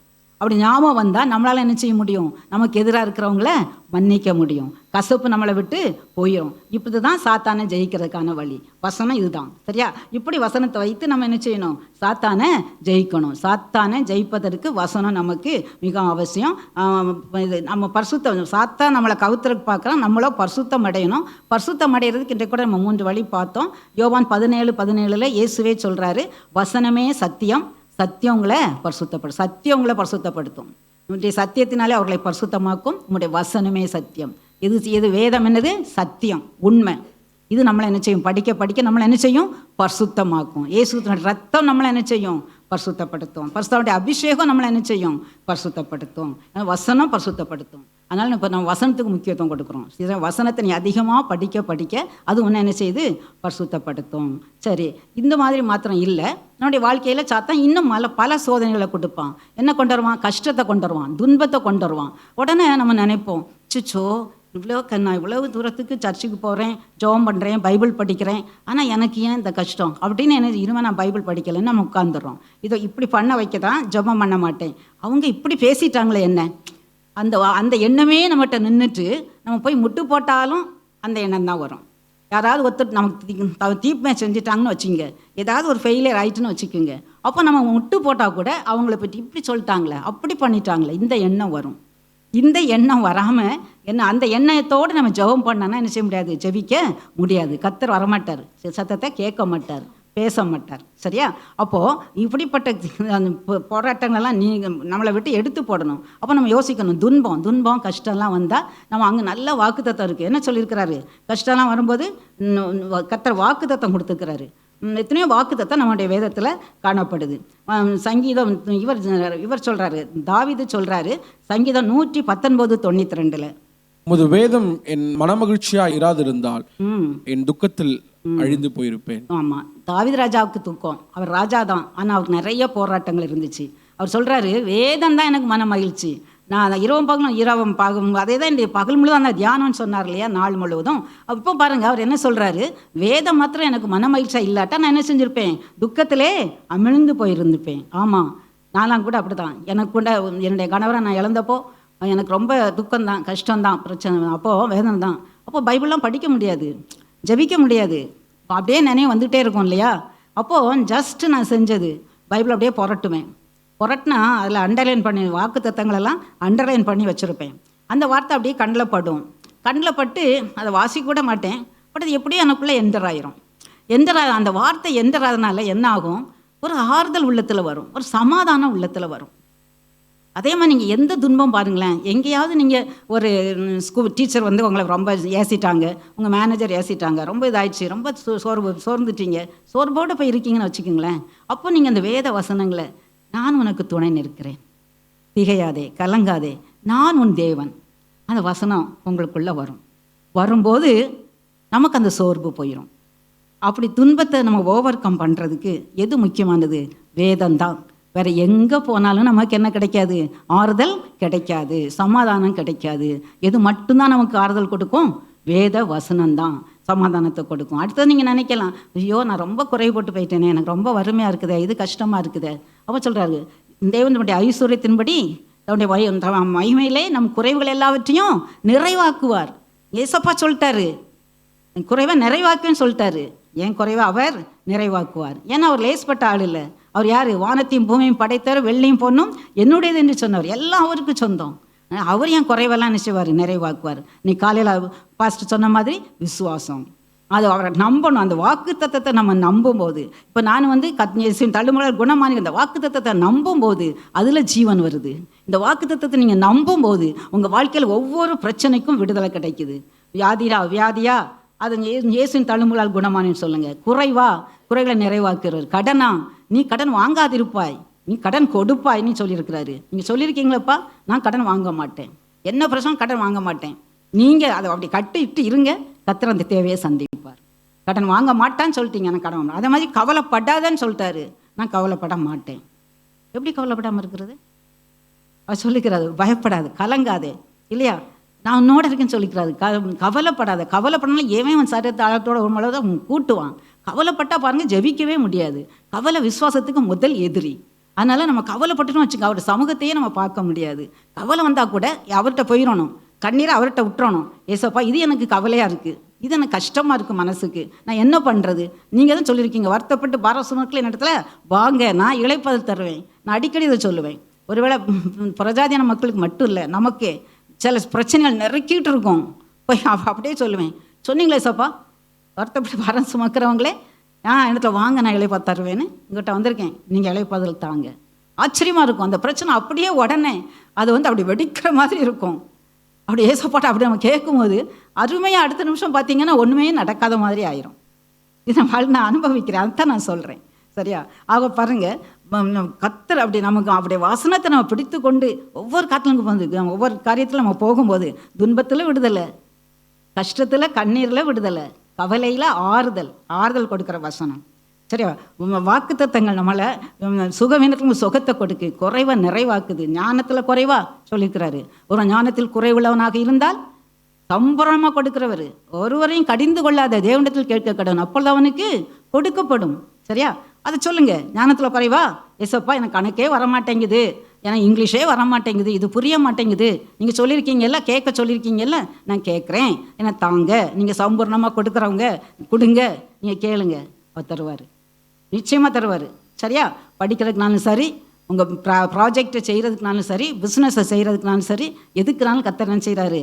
இந்த வழிகாட்டுவார், ஞானத்தை தருவார். ஸோ குறைவுகளை நிறைவாக்குவார். இப்படியே நீங்கள் பார்த்தோன்னா 365 தடவை பயப்படாதேன்னு வருதான். அப்படி பயப்படாதேங்கிறது அதோட 14,000 ஜெபங்கள் வேதத்தில் இருக்குது. உண்மை. நான் நிறைய தாவீதுடைய சங்கீதத்தை நீங்கள் வாசித்து பாருங்கள், அதில் நிறைய ஜெபம், அதில் வந்து எல்லாத்துக்கும் ஜெபம் இருக்கும். நான் மாயையை பற்றி கொள்ளாதபடி எனக்கு என்ன செய்யுங்க, உதவி செய்யுங்க, மாயை உலகத்தை பற்றி கொள்ளாதபடி, வேதத்தை வாசிக்கும்படி என் கண்களை திறந்தரலுங்க, எல்லாத்துக்கும் அவர் ஜெபம் பண்ணுவார். ஸோ நீங்கள் நிறைய ஜெபம் இருக்குது. நான் வந்து உமக்கு பிரியமாக நடக்கும்போது இப்படி வல்ல ஆவி என்னை செம்மையான வழியில் நடத்துவாராக. இப்படி அப்புறம் நான் பிள்ளைங்களுக்கு நான் எப்போவும் என்னுடைய பேர பிள்ளைங்களை காலையில் சொல்லிட்டு சொல்லுவேன். அன்றியும் அவைகளால் 19ஆம் சங்கீதம் லாஸ்ட் 3 வசனம் பாருங்கள். அன்றியும் அவைகளால் நான் என்ன அர்த்தம்? வேத வசனங்களால் உமது அடியேன் எச்சரிக்கப்படுகிறேன், அதை கைக்கொள்கிறதுனால் மிகுந்த பலன் உண்டு. தன் பிள்ளைகளை உணர்கிறவன் யார்? மறைவான குற்றங்களுக்கு என்னை நீங்களாக்கும். பார்த்தீங்களா? ஏன்னா அருமையான வசனம் பார்த்தீங்களா? நம்ம தினம் சொல்லிட்டு போகணும் இல்லையா? நீங்கள் வாலிப பிள்ளைங்க, உங்களுக்கு நிறைய மறைவான கன்னிகள் வைக்கப்பட்டிருக்குது. ஸோ மறைவான குற்றங்களுக்கு நீங்கள் ஆக்கணும்னா எதுதான் உங்களை காத்துக்கொள்ளும்? அவருடைய வசனம். இந்த வசனம் நீங்கள் தினம் சொல்லிட்டு போங்க. பலனா உள்ளத்துலன்னு சொல்லுங்க. சரியா? இசப்பா நான் வசனத்தை வாசித்துட்டு போகிறேன். இந்த வசனம் என்ன இன்னைக்கு? பொல்லாங்குக்கும் தீமைக்கும் தீய சக்திகளுக்கும் பாவ சோதனைகளுக்கும் என்ன விலக்கி காக்கணும். நான் சொன்ன மாதிரி நம்முடைய உள்ளத்திலேயே அந்த வசனத்தை நம்ம தியானிச்சுட்டே போகும்போது எந்த சிந்தனையும் வீணான சிந்தனை வராதபடி கர்த்தர் காத்துக்கொள்ளுவார். சரியா? அதனால் நம்ம பரிசுத்தமாக வாழ்வதற்கு நம்ம இப்படி உலகத்தில் தனிமையாக இருக்கோமா? அப்போ சொல்கிறாரு, ஐயோ நான் தனிமையாக இருக்கிறேன்னு. பயப்படாதே சிறு பூச்சியே, நான் உனக்கு துணை நிற்கிறேன். வலது கரத்தை பிடித்து நான் உனக்கு துணை நிற்கிறேன்னு சொல்கிறாரு. அவ்வளோ தூரத்துக்கு நம்மகிட்ட அவன் வேறு யாரும் வந்து சொல்ல மாட்டாங்க, சொன்னால் செய்ய மாட்டாங்க. ஆனால் ஏசப்பா சொல்கிறாரு, பயப்படாத. ஏசாயா 41 இருக்குது. உன் கையை பிடிச்சி சொல்கிறேன், உன் கையை பிடிச்சி சொல்கிறேன். நம்ம கையை பிடிச்சி ஏசப்பா அப்படி சொன்னால் எப்படி இருக்கும்? பயப்படாத, நான் உனக்கு துணை நிற்கிறேன். அதனால் பார்த்தீங்களா, அப்படிப்பட்ட ஒரு லவ்விங் காட் அவர் நமக்கு எழுதி வச்ச புஸ்தகம் இது. ஜீவனுள்ள புஸ்தகம். எல்லா பிரச்சனைக்கும் தீர்வு எங்கே இருக்குது? வேதத்தில் இருக்குது. அதனால் வேதம் ஜீவன் உள்ளது. சரியா? இந்த வேதம் நிலையானது. ஏசாப்பாவே சொல்கிறாரு, வானம் பூமியும் ஒளிந்து போனாலும் என்ன செய்யாது? வார்த்தைகள் ஒளியாது. சரியா? அந்த வசனத்தை பார்க்கலாமா? 1 பேதுரு 1:24-25. மாம்சம் எல்லாம் புல்லை போலவும் மனுஷருடைய மகிமை எல்லாம் புல்லின் பூவை போலும் இருக்கிறது. புல் உலர்ந்து அதன் பூ உதிர்ந்தது. கர்த்தருடைய வசனமோ என்றென்றைக்கும் நிலைத்திருக்கும். உங்களுக்கு சுவிசேஷமாய் அறிவிக்கப்பட்டு வருகிற வசனம் இதுவே. கர்த்தருடைய வசனம் என்றைக்கும் நிலைத்திருக்கும். புல் உதிர்ந்துரும். புல்லுன்னா என்ன அர்த்தம்? மனுஷனுடைய சரீரம். பூனா என்ன அர்த்தம்? அவனுடைய மகிமை. மகிமையாக இருப்பான். பெரிய மேனேஜராக இருப்பாங்க, பெரியவங்களாக இருக்காங்கன்னு வச்சுக்கிங்க. நான் அவங்க மகிமைலாம் என்னால் இருக்குமா? இருக்காது. புல் உதிர்ந்துரும், பூ உதிர்ந்துரும். ஆனால் எது வளருது? இயேசுவின் வசனம் தான். எப்படிப்பட்ட தேவ வசனம் என்றைக்கும் நிலைத்திருக்கும். இயேசுவே சொல்கிறார் பாருங்க, மத்தேயு 5:18.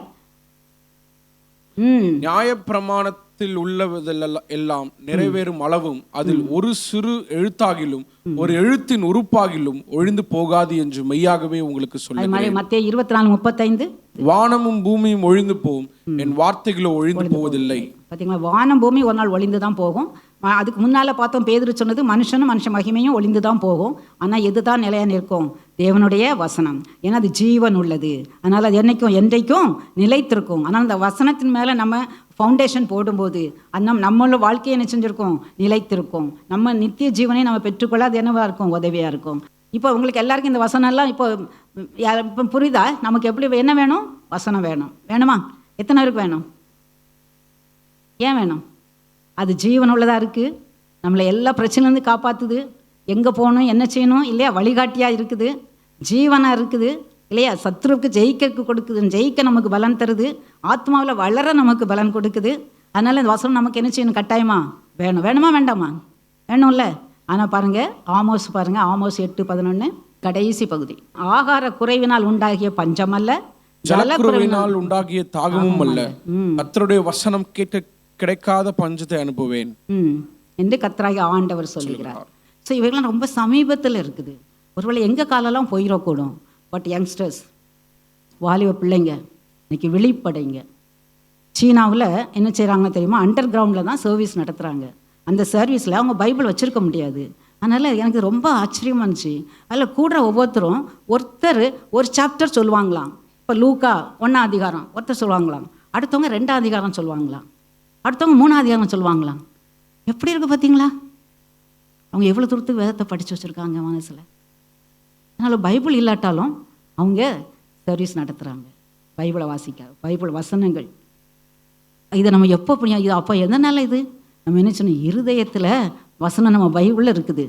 நம்ம தான் வாசித்துக்கலாமே. நம்ம இப்போ பைபிள் கூட நம்ம ரொம்ப எடுக்கிறது இல்லை. ஏன் செல்ஃபோனில் இருக்குது, செல்ஃபோன்லேயே நான் வாசிக்கிறேம்மா அப்படின்னு நம்ம சொல்லிடுறோம் இல்லையா? செல்ஃபோன்லேயே இருந்து எடுக்கப்படும் காலம் வரும். ஆனால் எதில் இருந்தால் மட்டும் எடுக்கப்படாது, இருதயத்தில் இருந்தால் மட்டும்தான் எடுக்கப்படாது. அதனால தான் ஏசப்பா நமக்கு நல்ல ஒரு ஆலோசனை சொல்கிறாரு.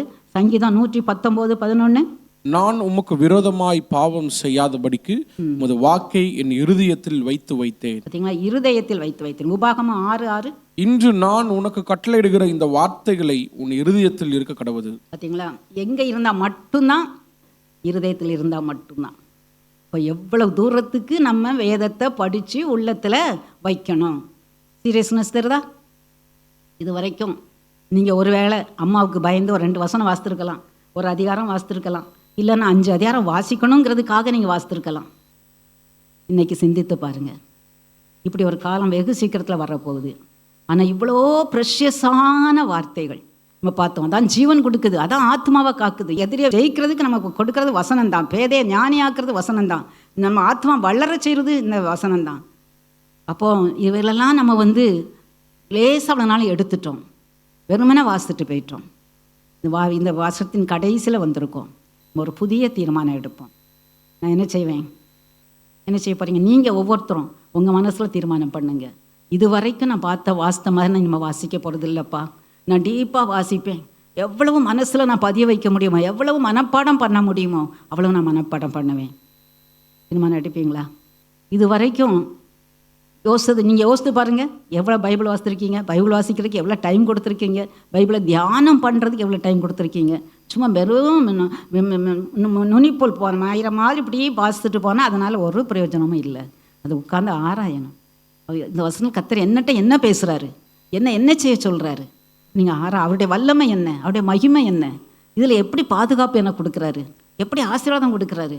நம்ம அதை ஒவ்வொன்றையும் நம்ம ஆராய அது நம்ம உள்ளத்தில் நம்ம பதித்து வைக்க அது நமக்கு என்ன செய்யும், நம்முடைய ஆத்மாவுக்கு பலன் கொடுக்கும். நம்ம சத்துருடைய பிடியிலேருந்து பாவம் செய்யாதபடி பரிசுத்தமாக பார்க்கும். நித்திய ஜீவனை சுதந்திரிக் கொள்வதற்கு, நித்திய ஜீவனை பெற்றுக்கொள்வதற்கு நமக்கு உதவி செய்யும். வர ஒன்றும் ஏமில்லை, எல்லாம் அழிஞ்சு போகும், வசனம் நிற்கும். ஜீவன், நித்திய ஜீவனுக்கு உள்ள நம்ம பெற்றுக்கொள்ளணுமையானா வசனத்தை அத்தனையாக நம்ம என்ன செய்யணும், படிக்கணும். ஒரு பக்தன் சொன்னார், வேதத்தை வாசி, அது விசுவாசி, அதை சுவாசம். அது வேத வசனம் எப்படியா இருக்கும், நமக்கு சுவாசமாக மாறணும். அப்படி சுவாசமாக மாறும்போது தான் என்ன செய்ய முடியும், நம்ம சுவாசமே அப்படி இருக்கும்போது ஜீவன் நமக்குள் இருக்கும், நித்திய ஜீவன் நமக்குள் இருக்கும். எனவே அப்படியாக நம்ம என்ன செய்யணும், நம்மளை ஒப்பு கொடுக்கணும். அருமையான ஒரு பாட்டு ஒரு பக்தர் பாடி இருக்கிறாரு, அதை தம்பி பாடுவாங்க. அதை கேட்டு முடிச்சதுக்கப்புறம் நம்ம ஜெபிக்கலாம். ஆனால் நீங்கள் அதுக்குள்ளே நீங்கள் வேதத்தினுடைய இந்த வேதத்தை பற்றி சொல்லப்பட்டிருக்கிற காரியங்கள் அதெல்லாம் நீங்கள் யோசித்து பாருங்கள். வாசித்து நான் என்ன செய்யணும் அப்படின்னு நீங்கள் ஒவ்வொருத்தரும் இந்த நேரத்தில் உங்கள் உள்ளத்தில் நீங்கள் தீர்மானிங்க என்ன செய்யணும் அப்படிங்கிறத. சத்திய வேதம் பக்தரின் கீதம், சுத்தர்கள் போகும் பாதையின் தீபம், உத்தம மார்க்கம் காட்டும். சத்திய வேதம் பக்தரின் கீதம், சுத்தர்கள் போகும் பாதையின் தீபம், உத்தம மார்க்கம் காட்டும்.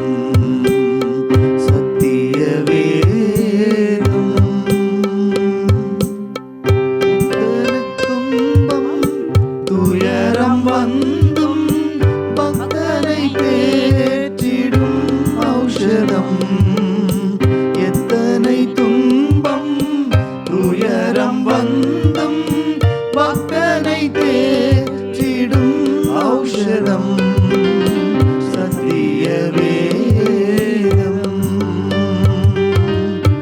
நித்தம் விரும்பும் கர்த்தர் வசனம், பசும் பொன் தெளிந்திடும் தேன்.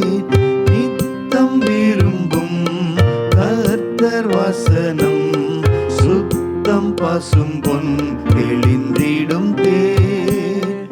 இதயம் மகிழும், கண்கள் தெளியும், இருண்ட ஆத்துமா உயிரடையும். இதயம் மகிழும், கண்கள் தெளியும், இருண்ட ஆத்மா உயிரடையும். சத்திய வேதம். இப்போ நம்ம ஒவ்வொருத்தரும் நம்மளே சிந்தித்து பார்ப்போம். நான் எவ்வளோ தூரத்துக்கு வேதத்தை நான் நேசிக்கிறேன், வேதத்தை நான் எவ்வளவா வாசிக்கிறேன். யோசித்து பாருங்கள். உங்கள் குறைவுகள் உங்களுக்கு தெரியும், அதை ஏசப்பாட்ட நீங்கள் சொல்லி ஏசப்பா நான் ரொம்ப குறைவுள்ளவளாக இருக்கிறேன் வேதத்தில், இன்றைக்கி நான் தீர்மானம் எடுக்கிறேன். இந்த புதிய வருஷத்துலேருந்து நான் ஒரு புதிய தீர்மானம் எடுக்க போகிறேன். நான் எவ்வளோ நேரம் வாசிக்க முடியுமோ அவ்வளோ தூரம் நான் வேதத்தை வாசிப்பேன். இல்லையா, எவ்வளோ மனப்பாடம் பண்ண முடியுமோ அவ்வளோ நான் வேதத்தை நான் மனசில் வைப்பேன் அப்படின்னு நம்ம தீர்மானம் பண்ணுவோம். ஒவ்வொருத்தரும் அவரவரே நீங்கள் தீர்மானம் பண்ணி இப்போ நம்ம எழுமி நிற்போம். எழுமி நின்று கடைசி ஜெபத்துக்கு ரெடி ஆயத்தமாகும். தாவீது ராஜா சொல்றாரு, நாள் முழுவதும் அது என்னுடைய தியானம்னு சொல்றாரு. அதுவே என் மகிழ்ச்சின்னு சொல்றாரு. வேதத்தை தவிர வேற மகிழ்ச்சி கொடுக்கிற உலகத்தில் இல்லை பிள்ளைங்களே. வேதம்தான் பூரணமான நித்திய மகிழ்ச்சியும் சமாதானத்தை நமக்கு கொடுக்குது. சமாதானத்தை கொடுக்குது, ஒரு சந்தோஷத்தை கொடுக்குது, ஒரு மனசுல ஒரு அமைதியை கொடுக்குது. நம்மளை பாவத்திலிருந்து வெளிக்கு காத்து கொள்றது, பாவத்தில் செய்யாதபடி தடுக்கிறது இந்த வசனம் தான். அது ஆவியின் பட்டயம். சத்ருவை எதிர்த்து நிற்பதற்கு நமக்கு உதவி செய்கிறது. வாழ்க்கையில வழிகாட்டியா இருக்குது, இன்னும் ஜீவனா இருக்குது. அது நமக்கு ஔஷதமா இருக்குது, நமக்கு பாலா இருக்குது, தேனா இருக்குது. அது நமக்கு போஷிக்கிற ஆத்மா போஷிக்கிற போஜனமா இருக்குது. நித்திய ஜீவன் எனக்கு வழி நடத்துகிற இந்த ஒரு இது கொடுக்கக்கூடியது வசனம் ஒன்று தான். வசனம் பேசுகிற வேத வசனம். வேதம் மட்டுமே நம்மிடத்துல பேசுகிறது. இது வரைக்கும் ஏசப்பா, நான் அந்த வேதத்தை கொடுத்து அசதியாக இருந்துட்டேன்ப்பா. நான் வேதத்தை வாசிக்கிறதே இல்லை ஆண்டவரே. ஏன்னா வெறும் மேல்டாப்பாக நான் வாசிக்கிறேன்ப்பா. நான் கம்பல்ஷனுக்காக வாசிக்கிறேன்ப்பா. இல்லைன்னா வாசித்தா தான் ஆசீர்வாதங்கிறதுக்காக வாசிக்கிறேன்ப்பா. இப்படி இருந்தவங்கெல்லாம் யோசித்து பாருங்க. இன்னைக்கு ஏசப்பாட்ட உங்களை ஒப்பு கொடுங்க.